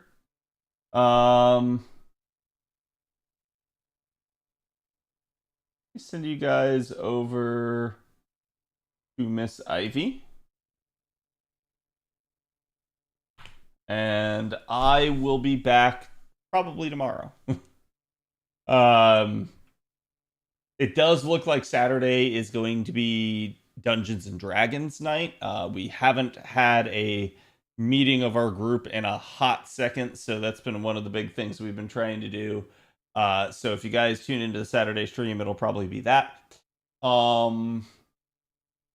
Tomorrow, I don't know what we're doing. I gotta think about it myself at this point. But again, I hope you guys enjoyed getting to hear my take on all the gaming news that's happened. I definitely am excited for some of the things upcoming. I'm definitely worried about some of the others. It just is what it is. That's gaming nowadays in a nutshell. So anyways, thank you all for being here with me tonight. If you guys want to get on and join the Discord, it's the easiest way to keep in touch. And I'm going to send you guys again over to Miss Ivy. So have a great evening, and I will see you all tomorrow.